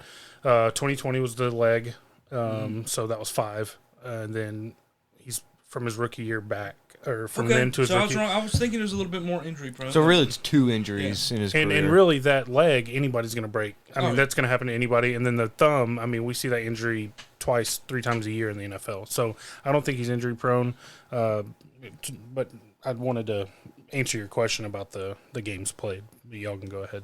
But back to the arms race with the Eagles, they traded for Robert Quinn, and now they're linked to Alvin Kamara. So if you don't think they're serious about making a deep playoff run. Oh, yeah, 100%. Especially this season. I don't. And I love when a team makes that recognition, and it's like let's wager the future to win now. My thinking is you are a Michael Gallup or you are a CeeDee Lamb injury away from your receivers being Noah Brown and a recovering Michael Gallup. And I think that needs to be addressed. And they addressed their big greasy man in the middle of the defense this week with Jonathan Hankins, which is a fine pick because he's going to be 1 or 2. He's going to come in for your rundowns. He's going to clog the middle. He's going to keep your linebackers clean, and that's all you can ask for. Yeah, that's what they've needed for the last 10 years. That's what they've needed is a good one tech to come in there and just clog up the middle because LVE, when he's clean, he's good. Yeah, he's looking good again. Barr, when he's clean, and that goes for any linebacker. If you can prevent those linemen from getting to the second level onto your linebackers, obviously you're going to have greater success stopping the run. But that's exactly what Jonathan Hankins is going to do. He's 29. I think he's got a lot of football left. My go-to is Broadus and Kavanaugh when it comes to is a move good or not. They both signed off on it, so I think it's going to be really good. Now we need to do it on the off. We need to do something about receiver, and do not give me, we've got James Washington coming back. That's not good enough. There's a reason why we signed him for cheap on a 1-year deal. Am I the only one worried right now, though, about homie going down safety last week on an interception? Jordan Lewis? J. Lou, yeah. No, I think he's done for the year, though. No, he is done. He's got a Liz Frank. Like, no, you're not the only one worried. Deron Bland time, dog. Yep, it is Deron Bland. And, as somebody who is very pessimistic when it comes to the Cowboys and, I don't buy in a whole lot. Why? Yeah, what are you talking about? Do we have history? But I will tell you. Is there recency history? I 100% believe they're the 2 best players in the entire league are Micah. Well, Micah's 2. Josh Allen's number 1. And Mike is number 2. I can see that. I sign off on the that. 2 best players in the entire league right now are Josh Allen and Micah. Probably the MVP. If you voted right now, MVP and Defensive Player of the Year. And so with that, I have full faith that we're and again LVE. When everybody was talking about fucking glass bone fucking linebacker we had a few years ago. Jalen Smith. No, well Jalen, but before Jalen, everybody's. Oh, Sean Lee. Man, remember Bruce Carter? I fucking love Bruce Carter. Yeah, but it took me. I never bought into Sean Lee. Never bought into Jalen. I bought a Sean Lee shirt, jersey shirt. But I am 100% on board with Micah, and I almost feel by me saying that out loud and in public could fuck us all because I normally should just sit there and shit on the team. Cut that out. I believe in Dan Quinn. Yeah, I believe in if as a coordinator, but whoever hires him as head coach is going to get shit. Like I want the Dallas Cowboys to hire him as a head coach. I don't like. You'd rather keep Mike McCarthy? No, I don't. He's not going to stay as defensive coordinator. No, but that's what I'm saying. Like, I'm not. To your point about Zeke, he's not worth head coach money to me. I don't. You could look at his track record. There are some people who are meant to be coordinators. I mean, he took a team to the Super Bowl, and then it wasn't his fault when the offense collapsed. But his defense also gave up the points. But then if they just would have ran the ball, they would have ran the clock out. But he's the head coach, so he should be superseding that. That's my point. Like, he's not a head coach. He's a coordinator. Head coach material. You think what's his name? Nathaniel Hackett then is a head coach material? He got the job over Dan Quinn. No, but it's such a recency bias though too, because was it not a year ago everybody was saying? Fucking, I'll make you a bet right now. He's going to be a head coach next year. I'm not saying he's not. No, he's saying he'll be a successful head coach next year. How about that caveat? I will take that bet because he won't be a successful head coach. $5. I think Mike McCarthy's going to do just enough to stick around. And, I hate that they do just enough. Our head coach will be Sean Payton next year. I'm going to hate that. Well, I'm not saying I love it, but that's exactly where it's heading. But the reason I say that is last year everybody was talking about how the last 3 years, Kellen Moore's going to be a head coach in this. I've never said that. Yeah, so y'all were listen to the national media. Go back, listen to all the tapes. We've got one of the hottest young coaches in the league, and this and that. His offense sucks. His offense is predictable. No different than homie in fucking Green Bay. Like these hot coordinators. Like Dan Quinn has the number 2 player in the entire league right now. It's easy to. Yeah, but he's also got guys playing out of their minds. Again, you got Tank Lawrence, you got fucking Micah, you got about Diggs. Dorrance Armstrong though coming up and like leading this team. Hey, I'm not saying that. Again, there are some people. He's a great I just think he brings out the best in his unit. I would, if I was Jerry, I would pay him more money to be my coordinator. Oh, he does. I would outpay him to be my coordinator and overpay for another head coach. He already pays him head coaching. I think that's what I think. I think Mike McCarthy stays, and then he just breaks the record for assistant coach paying. I'd be fine with that as long as Dan Quinn's on our team next year. And that's what I'm fine with it. Yeah, I'm fine with that too. I just don't want to. But I'm saying if it comes down to I'm either your head coach or I'm gone, I'd say sorry, McCarthy. I think he's more important to this team because McCarthy. What does Mike McCarthy do to this team? And I know you're not like arguing that he should be on, but he does nothing for this team. Hold on. He did lead a team to a 4-1 record with a backup quarterback. But what does he do? Did he play? Did he call the plays? But I'm not in the building every day. At least Jason Garrett clapped. And I don't. But that's where I say like. I think oftentimes there's a disconnect from what people see as a head coach and coordinators. Like a head coach is not necessarily meant to be a play caller. They're not necessarily meant to be a coordinator. They're supposed to make sure that they have the coordinators doing what they need to do. It's just like it is a truly business. Everybody says it. The head coach doesn't necessarily win or die with him. To what I think was your point is. He was in charge of a 4-1 team with a backup quarterback, and he'll never get that credit because everybody says it's Dan Quinn. Or if our offense was clicking, it would have been Kellen Moore's success. But what he has them doing what they need to do, and he supports them in the way a head coach needs to support his coordinator. I just never seen him do something on the sideline that that turned the tide of the game because of what he did. A head coach's real worth is measured Monday to Saturday. On Sunday, it's all about the players. And execution. The one thing that that I know for sure a head coach is in charge of on Sundays is the little things, clock management, the things that Mike McCarthy isn't really good at. He's terrible at that. The things that he really isn't good at. That's what I know. I'm a football idiot. That's what I know that he's in charge of, and that's what he's bad at. But to me, and this may come from my brother being a high school coach, a head coach's real worth is measured. For high school, it's Saturday to Thursday, but pros, it's Monday to Saturday. That's your job is to put your coaches and players in the best positions to succeed. But I don't think he puts the players in position to succeed. I think he uses his assistants to do that. No. But then that by virtue is his job. Okay, but say Dan Quinn and Kellen Moore are both off this team next year. Is he going to be still a legit coach if we got different coordinators? Well, it depends on the coordinators. Well, they're not going to be better than Dan Quinn. Again, I'm not arguing that point. But I'm just saying, if you're saying you put your other guys in a position and then we bring in new guys, is he still going to be a legitimate coach? Again, this is. I think he just interviewed really well, and the Joneses liked him. the They Joneses wanted him, they yeah. interviewed one other guy for the Rooney Rule, and then they said, that's our guy. Raise your hand. They should have taken a raise your fucking hand week. if you wanted McCarthy 4 years before he got actually hired. I'm not raising my hand. No, I did. I will, and I'll. He had Aaron Rodgers, and he went to one Super Bowl in like 10 years. No, and again. And he always had him in it, though. But yeah, they were consistently going 10-6, 13-3. They beat us. I'll raise my hand. I'm saying I'll put it down now as saying I don't think he's the head coach of the future. Now that we have the MM experience, yeah. But it's all relative to the coordinators. Again, why is our offense failing? 'Cause it's not Mike McCarthy's fault. And he'll get blamed for it, but that's Kellen Moore. The golden child 2 years ago is now getting a pass because because it's an easy blame on the head coach because everybody in the media wants to say, oh, well, we're already looking for Sean Payton to come in. I'll give him credit, though, for the 4-1 record, like you said. Yeah, and that's what...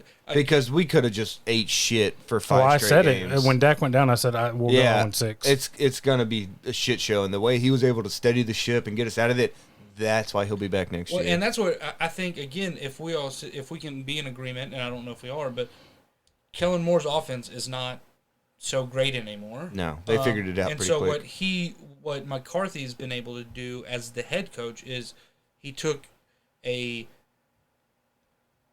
struggling offense and he was able to mask it by empowering his defensive coordinator to do what he did. And he has, I would like to think that he was able to, again, Monday through Saturday, sit down with his offensive coordinator and say, "Hey, we're struggling, but we're missing our quarterback. So this is the come play up with a game plan. Yeah, like I'm gonna help you come up with a game plan that I'm gonna put your offense in best. Like I don't need 50 points. I need 10 points. So if you can get me 10 points, my defense coordinator over here he's gonna hold him to 6. All you need to do is give me 10 points. Whatever your game plan is, and I look at it from not just a sports aspect. Again, I've worked with managers who are not people. They want numbers. They want you to say, well, did you deliver 500 pieces of mail today? As opposed to you might have had another. I wish. No. Okay. Did you? Hey man, I know you couldn't get to 500. It's raining today. You had problems, but on Monday he knows you're going to come in bust hump and you're going to make up for those that you might have missed. You know. So it's like that's where I always view head coaches. It's not. They always take the wrath for everything that goes wrong, which they rightfully should. Yeah. Oh yeah, buck stops with him. But and again, I think we're all in agreement. We're splitting hairs maybe, but Matt's point was he did lead the helm of a 5-1 team with a bad. Oh yeah, I give him credit for that. What really upsets me he is won't that be the head coach next year though. Is after all those years with Garrett and they finally fire him, they interview one guy just because they have to, and they immediately. It's like y'all should have really gone in depth with that surge. And then it comes out that he lied in the interview. He's like, "Yeah, I watched every snap of blah blah." I was in my barn for 6 months watching. It's like, no, he wasn't. He just lied, and he's a good old boy, and y'all liked him. So I didn't like him from the start because I was like, y'all should have really taken your time because we're the Cowboys, right? Like we're one of those top tier teams where like, yeah, not success, but we have. I don't know, like people want to come here, right? Coaches would like to come here, and it's like we could have gotten someone else. I will burn the goddamn town down if they ever go after Urban Meyer or if that. Fuck that! No, I'm with you on that. I think he's done. That's my hill to die on. No Urban Meyer ever. He's done. No college coach. No fucking again. Like it's just so the flavor of the month bit could be my hill to die on at another guest spot. It's worked out for Sean McVay though. He was a young hot coach but he's the anomaly. You know what I mean? It's like one in a million. The exception, yeah. And then again, he to the foresight of, or having the wherewithal to trade what was your franchise quarterback for a otherwise in a 32nd pick. That ended up being basically a 2. Hey, everybody, like, oh, Stafford's fucking trash. He's been in the league for 12 years playing in Detroit. He can't win a fucking game. He took Detroit to the playoffs like twice. But you fucking put him on the right pretty team. Impressive. But you put him on the right team with the right coach who knows situationally what he needs to do with a fucking phenomenal defense. That's all it takes. And then that's why I say we have the defense.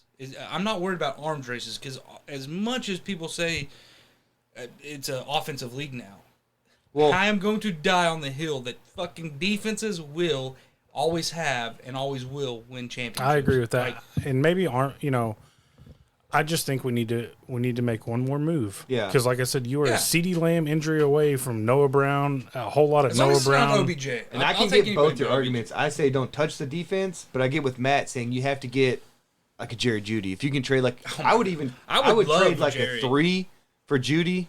I'd do a 3 for Judy. I'd do a 3 for DJ Moore. And DJ Moore, one of those two guys. If you could, Well, and that especially would right be, and now- I'd be good right there. Don't touch the defense and give me one weapon because, like you said, we miss one guy, goes out, and we're bringing up. I wasn't ever. Yeah, like, it's a DJ shit. was never even on my radar until. No, you I just want mentioned Judy. it. Well, yeah, Judy was my top prospect. Now looking at it, like Carolina just traded They're fire sale. C-Mac. It's a fire sale. So Yeah, it's a fire sale, so you probably could get DJ Moore. They probably want a second for him, but, But- I'd give him a second. Because we're not going to find anything. As we're learning with Jalen Tolbert, we're not finding anything in the second or third as good as DJ Moore right now. Yeah, No, you're we're right. not. You're right. I'd go all the We're way not. up to a second. I would fucking trade a second. You're right. I'd trade a second for either one of them. Now, I'm not the general manager, sadly, because I'd be on the phone right now. Yeah, And- not on this fucking podcast. and we don't know. And that's what I wanted to go back to about the whole Mike McCarthy thing. I don't like speaking on because this is a general rule. If you ever find me not engaging in conversation, it's because I don't like speaking on things I don't know about. And we aren't in the building. We've never been in a building, in an NFL building. We won't ever be. So that's why I don't like speaking on whether Mike McCarthy does the right things Monday through Saturday. I can just go based on people that have been. That's why I listen to like Jesse Hawley. Yeah. He's been around the And league. then- He's been in that building, and he believes that these guys have bought into Mike McCarthy. And Jesse Hawley was not a Mike McCarthy guy. So when he says something like that, and then I see the results on the field, I kind of believe that he's doing something right Monday through Saturday. Can he clean up things on Sunday? Absolutely. Could he be tighter on time management? Yeah, Timeout time management? management's the biggest thing. Absolutely. Would I be considering taking over play calling duties? Probably. If it gets to the point where it's your job on the line, you Yeah. have to. Yeah. You know what? But they're in a good spot. I'm getting convinced that Mike McCarthy has done a pretty good job this So year. moving forward, just get a wide receiver, and I think it Judy, preferably for Yeah, us, for me I think. too. But the other news of note for the Cowboys game this weekend, white helmets. Yes, you brought that up to my He's attention. pretty excited about that. I'm fucking stoked about I'm white- stoked now. Again, maybe it's just because I go against the grain and I have to be a fucking thorn in everybody's side. Everybody talks about how classic the Cowboys uniforms This are. is weird because you're so almost get off my lawn guy and traditionalist that this take. Go ahead, this take kind Yeah, of just. it's where throws I will me. break for fucking tradition. And I've been staring at this fucking Cowboys banner, and the white helmet with a blue star. Why do we have 4 different fucking colors in a uniform? We have a silver fucking helmet with a blue star with white piping, and then fucking aqua colored pants. Just it's as iconic as it is. It's trash. It's fucking Well, trash, people. For people who don't know, they did that back in the '80s because when they showed the pants on, when they went silver pants on TV, it didn't turn out right. So they figured out that they could turn it to like this not emerald. It's just a shade of green in the pant, and it would show up correctly on TV. So either change the pants to proper silver, or just go all white and blue. White and blue is a better, and I'm not like the best uniform in the NFL right now. And I've always thought this isn't just because it's the flavor of the month. Is the fucking Buffalo Bills. The whites with the red. The and white, the red, or the blues. It's just such a crisp, clean color. Like, blue. I like Pittsburgh too. My favorite San Francisco. well, the red and gold, Pittsburgh again. We're talking about what is an iconic. I think those are all pretty iconic looks. And yeah. again, I just think Jacksonville Jaguars. when you're That's putting, cool though. The aqua and the black. That's cool. That's new though. That's their new look. And that is cool. Well, again, like even I mean, there's tons of teams. I think the iconic look of the Colts looks good. Yep. Just the simplicity that The they haven't simplicity, changed the Colt again, helmet. but you have fucking 4 color schemes in one, and then it's like then you throw in the navy blue when we're on the road or at home. It's like just go a nice navy blue, the white helmets. I think just it's going to look so if it's white helmets, blue star, blue jersey, white pants. I think it's going to look phenomenal, and that's what I've always wanted my entire life. In fact, the fucking the jerseys that most people hate the most, I do like. It was the ones with the stars on the patch. Yeah, on and the that's shoulders. like the white and blue. That was like the Thanksgiving. Yeah, from like the throwback, 90s. yeah. throwback. But it I always looked like weird that. because we throw a silver helmet on top. Just make it those. And I know that there were league rules with it, but like, if you can make that the normal, like we talked about apparel earlier. I think that's just a nice, clean cut. Like that's what I want to buy. Like I don't want 4 fucking colors. Yeah, Or no, I get you. Again, or just simply turn the pants to like we all have HD TVs. Like it's Yeah, times 4K. have changed. We don't have to do Just that crisp white. Yeah, like or just make them silver. Like make the pants fucking proper silver. God damn it! Like Okay. just change it. I agree. But I'm stoked about the white helmets. I think it's gonna look good. All right, so predictions, Jake. What do you got for the game? Give me a score. Oh, I think the Cowboys are gonna do. I think Dak's gonna come out. I think he's gonna get the rust off. I think he. I don't know if it was a fear or worry or whatever. I think he's gonna feel good. I think Gallup. To your point earlier, I actually think he's going to have 2 touchdowns. I think he's I going hope so. So I think the Cowboys are going to win 34-14, 34-17. I think the Bears will score more than we would anticipate. But I also could see it being 34-3. I really do. I think our offense is going to finally show up. I think Dak's going to be a little bit mobile, do some rollouts, get him into space where he can make plays. Gallup, again, still only 2 or 3 weeks removed from fucking coming back from a fucking ACL tear or whatever. So it's like, okay, he's got some game time under him. He's going to be a little bit more crisp with his routes. Everybody's going to be keying off of fucking 88. It's going to open up the rest of the field. And I think you're going to see the offense that we all kind of hope for. Mm-hmm. And it's probably just a flash on the pan because it's the Bears. But like I said, I think 34-17, 34-14. We're going to blow them out, though. Yeah, I got a multi-score win, too. I got 28-10. Good one. I think it's going to be, like you said, Dak breaking some rust off. Hopefully not too many points. Hopefully we get a couple of defensive stops and a couple scores on that so Troy doesn't get points. So hell yeah. And, to that... I could see a defensive touchdown. Yeah, now. I was about to say, I'm saying 34, 14 or whatever. I'm not saying that's all on the offense. I would love to see a pick six or a scoop and score. I could totally see that. That's I always feel like two turnovers, and I think we get Tolbert taking one to the house has been a fucking step. Turpin time. Dude, he's gonna get one He's before too long. He keeps getting closer and closer. Very could be the game that he makes That's a good call. That's a good call to put in. I think I could see Turpin returning his first one. That dude, for a returner, that's another game breaker that I think is kind of, you see it in the game, you're like, God damn it, he's so good, but you don't hear much about it the rest of the week. That could be a play, maybe not in this game, but like moving down the line in a closer game. Again, you talk about the Eagles or a playoff game, whatever the case may be. He could be that game changer where maybe he doesn't score, but he takes it from what would be a normal touchback to we've got the ball on the 47. That's the thing that people minutes. Don't realize is how quick he can flip a field and how valuable that is. I think teams are already getting scared. Like 30 already recognize. I think 30 teams don't have a guy that can do that, so that in itself is a weapon. I'm close to Jake. I'm going 31-14.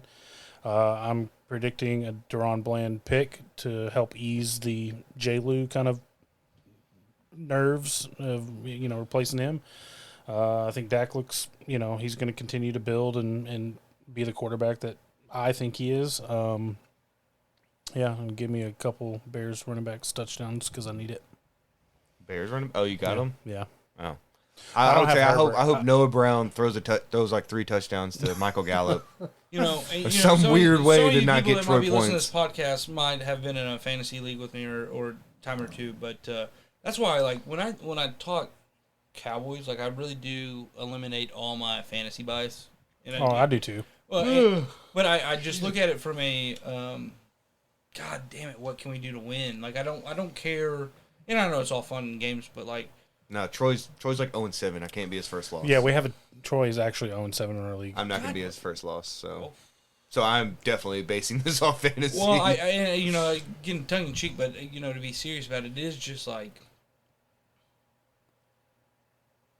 That's part of the reason why I had to remove myself from fantasy because I get so involved and it's like, God damn it, I want this person to do good or I want this scenario to play out. And then it's like, sometimes it's just like, I want to watch the Cowboys come out and dick style. Like, just straight up, I don't care who the fuck gets the ball. I just want it to be a goddamn dick stomping to where, again, everything we just discussed, I want it to play out for, and I think it's the time to where we can, if we can do it this game, it's going to lead, we're halfway through season almost, right? We get Chicago and then a bye. Yeah, I think a bye week's coming Just up. fucking dick stomp them, take it in the bye, have all this momentum charging forward, and then just come out, get your rest, get the rust off your fucking hand right now, get the rust out your knees, come back out and be like, we just threw 27 up, or, we scored 21, or like, then coming out of the bye, say, dude, we can fucking run this however the fuck we want. And then you're getting Zeke back. Like,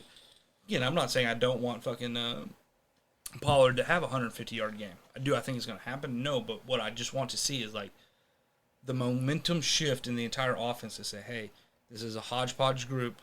Get us 1 week, pick up this win. Let's get in the bye week. Get everybody healthy. And fucking, we're making a run and a fucking because if 10-week run to the because fucking ship. if you can put this offense back on, say, 2019 level, when it was, and obviously we're down Amari Cooper, but if you compare that with this defense, now you've fucking got something. Yeah, we haven't had this defense in a decade. More than that. Yeah. I mean, because I think Giants are frauds. They're going to come back down to earth. They're the worst 6-1 team. I know they're 6-1. Did we not blow their asses out? Yeah, we're their only loss. Yeah. Oh no, we didn't blow them out. blow them out. But we gave them their only loss. Only loss. Yeah, it was. I don't know. I think it was 6 or 7 point game. Yeah. Again, that was with the backup quarterback. Exactly. Why I alluded to that. And that's why my argument that they're a trash team is that they lost to Cooper fucking Rush. And then you look at their schedule, and they have not beat anyone of really relevance. So, really, it's going to come down to us and Philly, and I think that's Philly's pretty Christmas good. Eve. Let's not kid ourselves. Yeah, that's a Christmas Eve game. That's going to be great. That's going to be great. it's gonna Christmas Eve, it's around gonna the Christmas suck tree. because I'm going to be at Claire's grandma's house while this is going on. We love you, Claire's grandma. Love you, Yeah, Nana. love you, me. I'd rather watch the game. Not gonna lie.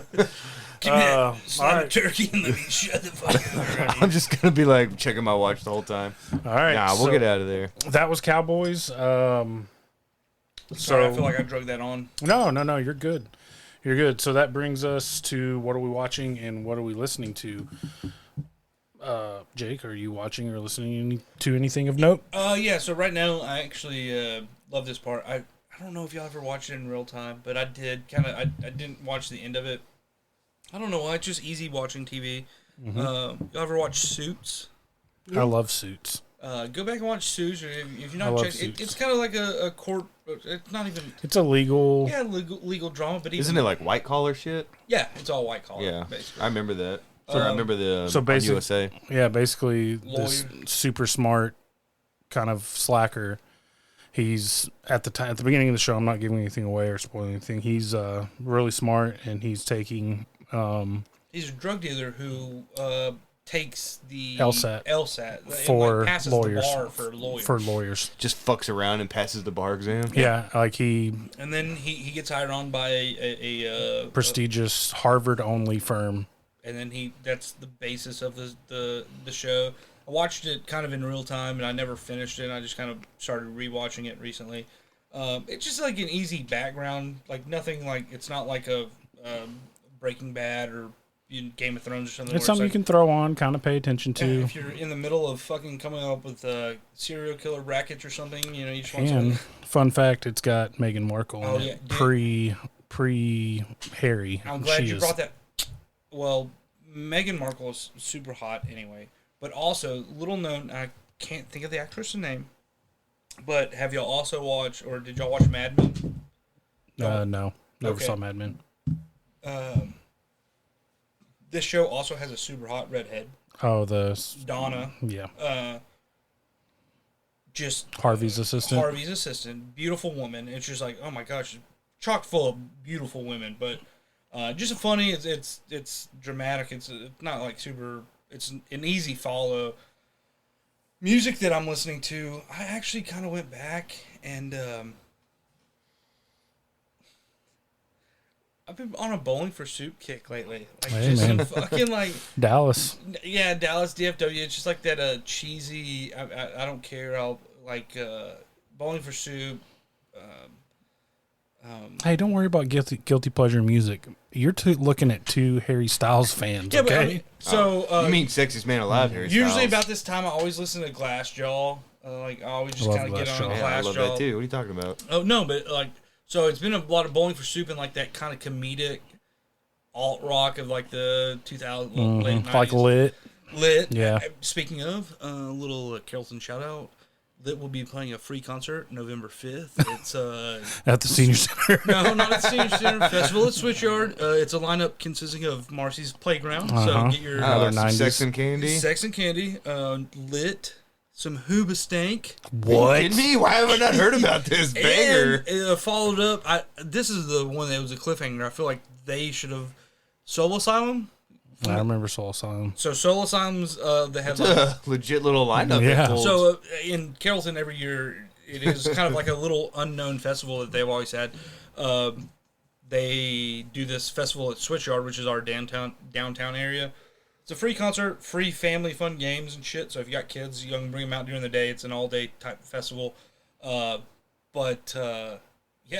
a couple of years ago they had like old 97s. They've had the Toadies headline. Fuck That sounds like a great It's always- show. Those two guys. It's kind of like it's usually more rock orientated, but yeah, if y'all scroll through it, like you look up the festival at Switchyard's history, like they've got some banger lineups. And this Hell year, yeah. again, it's Marcy's Playground, Lit, followed by fucking Hoobastank, followed by Soul Asylum this year. And I'll be working at a booth, a little craft booth for our Parks and Rec department. Okay. All right. So that's November 5th. All right. I feel like I always That's have next to. weekend. Son of a bitch. Yeah. So It's coming up quick. yeah, Yeah, next Saturday. might want to put that on my schedule. Yeah. I always feel like I have the shortest list, so I'm going to go real quick. Okay. Podcast. I'm listening to this podcast called Darkness. I think this is the third season. It's called America's Most Wanted, the Mark Kilroy story, and it's about a UT student who went to South Padre on spring break back in like 93 or 4. I may be off on my dates, maybe 89. I don't know. Somewhere in there. And he ended up getting murdered in Mexico by a cult. Shit. So really, really cool. It's called Darkness. If you want to see the little Yeah, I tried to look it up now. It says something went wrong. it's down at the bottom. It's called Darkness, the Mark Kilroy story. So if you want to memorize the cover art and listen to it, it's really good. Let me switch over. I've made a big switch. I'm fed up with Apple Podcast, like the app, the way they sort episodes. So now I'm turning to Spotify as my go-to like podcast, like listening app. Of course, Love of the Star, About Them Cowboys, which is a podcast featuring KT Fun Tweets. Yep. Bobby Belt, maybe? No, Bobby Belt and I know, yeah. and Broadus have Broadus, one. yeah. That's Love of the Star. Second season of Culpable came out. Culpable. This one is about 22-year-old Brittany Stykes. She was shot and killed while driving, and killed her unborn baby, and she had like a 4-year-old in the. Gotta hate it when that happens. Yeah, so it's going through that. It's unsolved. Let's see. Third Degree to FC Dallas podcast. I didn't get to it. FC Dallas lost in the Western Conference semis to fucking Austin FC 2-1. So I was listening. They're Real kind of. quick, I want to go to that stadium though. Yeah. I looked into tickets, but it was like 200 and then Well, like 75 to park. I've got my buddy Nubs lives in Austin, and I'm fully planning on going next season. Yeah, I want to go. I want to catch a game down there because I heard it's a great park. It's a beautiful fucking it's a world class Yeah. facility. Well, we But- played national team games there. But also, aside from that, at least it's not fucking Houston. Yeah, at Fuck least. the Dynamo. Yeah. Dynamo. It's just gonna make me mad if they make it to the finals and somehow I'm cool with it. Again, win in year 2. I don't think I'll ever have like I suppose maybe moving forward, maybe, but like it's cool that Austin has a Yeah, a I team. love the triad. You know, now we have a true we have Texas rivalries now, Yeah. and it sucked on the game because we beat them. 60 seconds on soccer. They've never beat us in their history, and then the one time we needed to win, they got their biggest win against us, their only win. So I've been listening to Third Degree. And a curveball for me, music. I've been listening to fucking Dream Theater.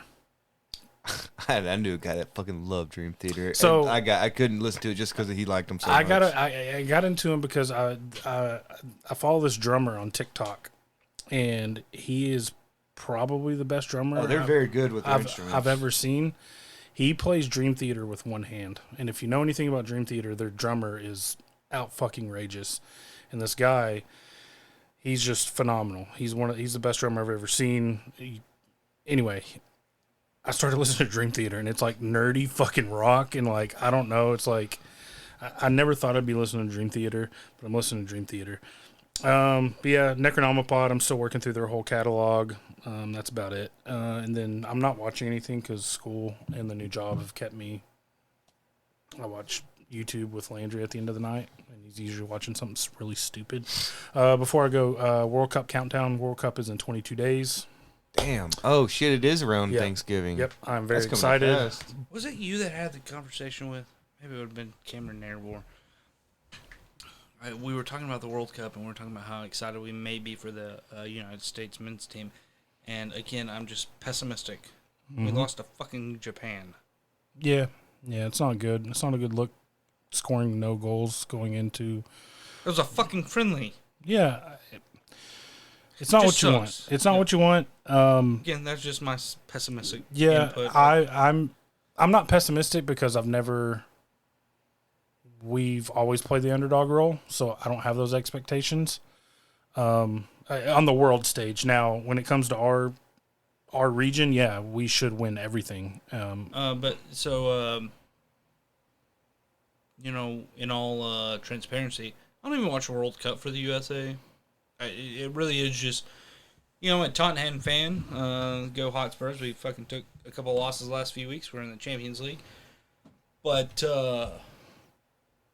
it's just cool. Like I'd never expect America to win, realistically. But I would like them to play well. But World Cup, man, it is fucking fun as shit to watch. If you're one of those dudes who's like, oh, it's soccer, it's like, go fuck yourself. Because if you watch the Masters, it's like watching the Masters. You don't have to watch golf every fucking. You don't have to watch the John Deere Classic to enjoy the Masters. You don't have to watch the John Deere Classic to fucking watch the British Open or tennis matches like the U.S. Open or whatever, the Australian Open. When it's the best fucking competition in the fucking world, and it's every 4 years. It's the greatest spectacle in all of sports, and I know the Super Bowl, blah blah blah. It's the greatest spectacle in all of sports. Don't get behind it. I'll watch that. And the fact that we're hosting in 2026 and the outright, I mean, it's all but confirmed that we're going to get the final. You know how fucking huge that is? That AT&T Stadium is going to host a World Cup final? Probably second only to hosting the Olympics. Like, people don't realize how big of a deal that is. Like, we're going to have the whole world right here in DFW, and it's going to be crazy. I'm not going to get tickets to the final, obviously, but it's a bucket list. I mean, we talked about it last That was my WrestleMania. See, so you get it. You get it. We talked about it last week, like bucket list. Like, I've busted my nut twice in the last 10 years. We talked about it last week, like bucket list sporting experiences. Mine is a World Cup game. I will go to a game because we're going to get group stage games. It may be Serbia versus, I don't know, Costa Rica, but I'll go because it's a bucket list thing. So 22 days. We've got Thanksgiving Day for Cowboy game, and then Black Friday is USA England. If that doesn't make you hard, I don't check. You need some Blue Chew or something. I don't know, but that 2-day stretch for me as a sports fan, it's going to be everything. So I'm having people over. Boxing Day's coming up right there and after. Yeah, so you're more than welcome. I think I'm having people over. I'm going to fire up the smoker. USA England Black Friday. Doesn't get me any more American than that. So that's it for me. On to you, Andrew. Me? Yep.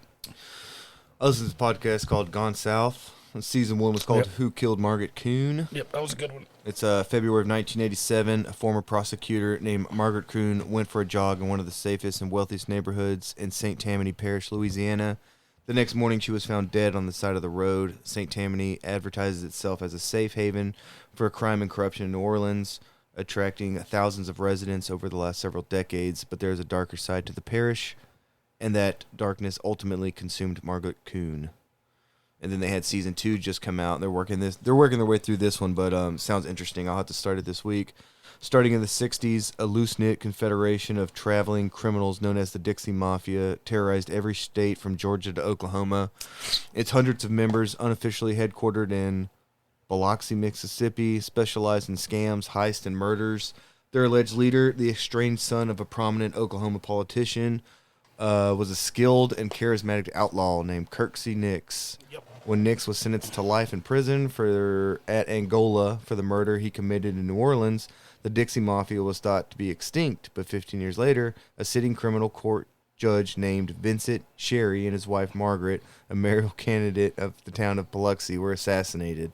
As the case ran cold, authorities were forced to confront a disturbing reality. The Dixie Mafia was not done yet. If you want a side podcast to listen to, it's called In the Red Clay.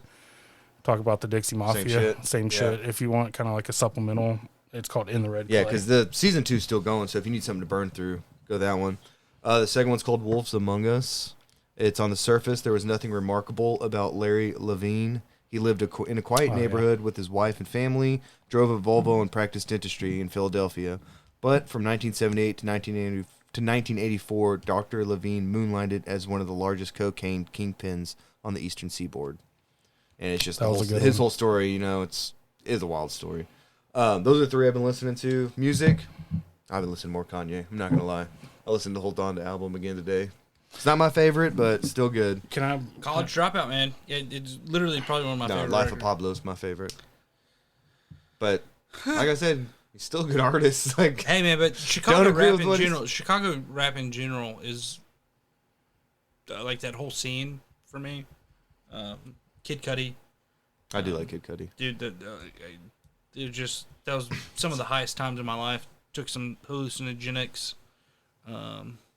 amongst other drugs and narcotics. And then watching Won't You Be My Neighbor, the Fred Rogers documentary on Netflix. Yeah. Didn't mean to get to that. Such a wholesome guy, dude. Like, all-time great guy. We finished The Watcher, and I said, it was okay. And then Ellie wanted me to shout this out because she's watched that movie like 5 times this week. It's called We Can Be Heroes on Netflix. It's by Robert Rodriguez, not Robert Ramirez. Robert Rodriguez, who... what are you letting you watching? Yeah. Hey, she's very mature for her age. But, yeah, it's just a group of, like, kids, probably age of, like, 12-ish, that are, like, their parents are superheroes, and there's a threat, and the parents get taken out, so it's up to the kids to step up, and she just likes the idea of, like, the leader, and, like, this kid who she likes she has certain characters that she likes, and every time I come home from work this week, she's watching that movie. When you mentioned kids, I don't know what popped in my head, but have y'all watched Reservation Dogs? No, I've heard nothing but good things about it. I'm not watching. Yeah, I've already watched it all. Top notch. It really is like it's kind of I really don't know how to describe it. It's just one of those like you have to watch it shows to really understand. Yeah. Really fucking got a semi for fucking Letterkenny to finally kick back up. Like, I fucking love Letterkenny, they're just dude. Teasing the fuck out of it. I tried to get him into it because it's something he would love. You don't watch Letterkenny? I think I started it a couple times when it was like 2 a.m. and I was drunk. Oh yeah, dude, it's one of those things good. Like once you watch, you're the same way. I know my brother-in-law Dakota loves it. It's like people that I know and that I value their opinion all love it. So I know it's going to be good. It's one of those things like it does take. I had to digest the first 2 or 3 episodes. 2 or 3 times. They're like, okay, now I get what they're trying to do. Yeah. It's like the writing in it, there and after, once you catch on to what is actually happening or what it's all, the writing throughout the whole goddamn show is like so good. It really, I hate to sound stupid or cheesy for lack of a better word. It's poetic. Like it's all rhythmic. It's all. I've heard it has like a Shakespearean theme to it. No, yeah, it is. It's like a very. The writing is so underrated from I don't know, like an awards style, I guess. Well, and they don't get the coverage because they are a Canadian show. Yeah. So. Burn. Well, it's true. I mean, they're not on a major network. Right. They're just not. They're not. They're probably huge in Canada. Oh, they are. You're saying, yeah, it's just not mainstream in America. It's just kind of like it's very similar to Trailer Park Boys. Yeah, I can see that comparison. Isn't that Canadian as well? Yeah. Yep. Yeah. Mm-hmm. I think they actually have some references 2 Trailer Park They do. Boys in. That's cool. It's, Yeah, I can see that connection. All right. Is that it? I got one more thing. That's for you, big dog. A little thank you back for coming on. Nice. A little bit of Thank you. everything. I couldn't find a copy of MacGruber, but I got you a movie. Hell yes. That was Licorice Pizza. That's a good movie. That is a good movie. It's a little weird. A lot of little grooming in that movie. I enjoy it. I watched it. Oh, you've seen it? I have You seen can it. trade it in for one of these. I'll take the copy. That looks like some N64 games. That's a bunch of N64 games, dog. All-Star Baseball. All right. 99. Hey, Hold on. I do want to tell Doodle you thank Adventure you. Racing. Thank you both for letting me come on tonight. yeah, no, this I'm was gonna have great. I'm going to have to swing by, drop off some memorabilia swag for you guys because you got a nice collection amassing here. Well, we'll be moving, I think, soon. We'll be moving studios to my place. to the Edwards estate. Yes, because young Owen is going to need his space here before too long. So we're going to go to the house. And you are more than welcome to bring My green hat that. as we go. Yes. Memorabilia to the new house for the new office / recording studio. Yeah, so guys, it's been fun. Jake, thanks for coming on. It's a long time coming, and Thank you, I want to guys. do it again. Guys, thanks for hanging in there with us. We had a blast doing it. But for Matt, And I'm Andrew. we're out. Oh, that felt good, guys. Felt good.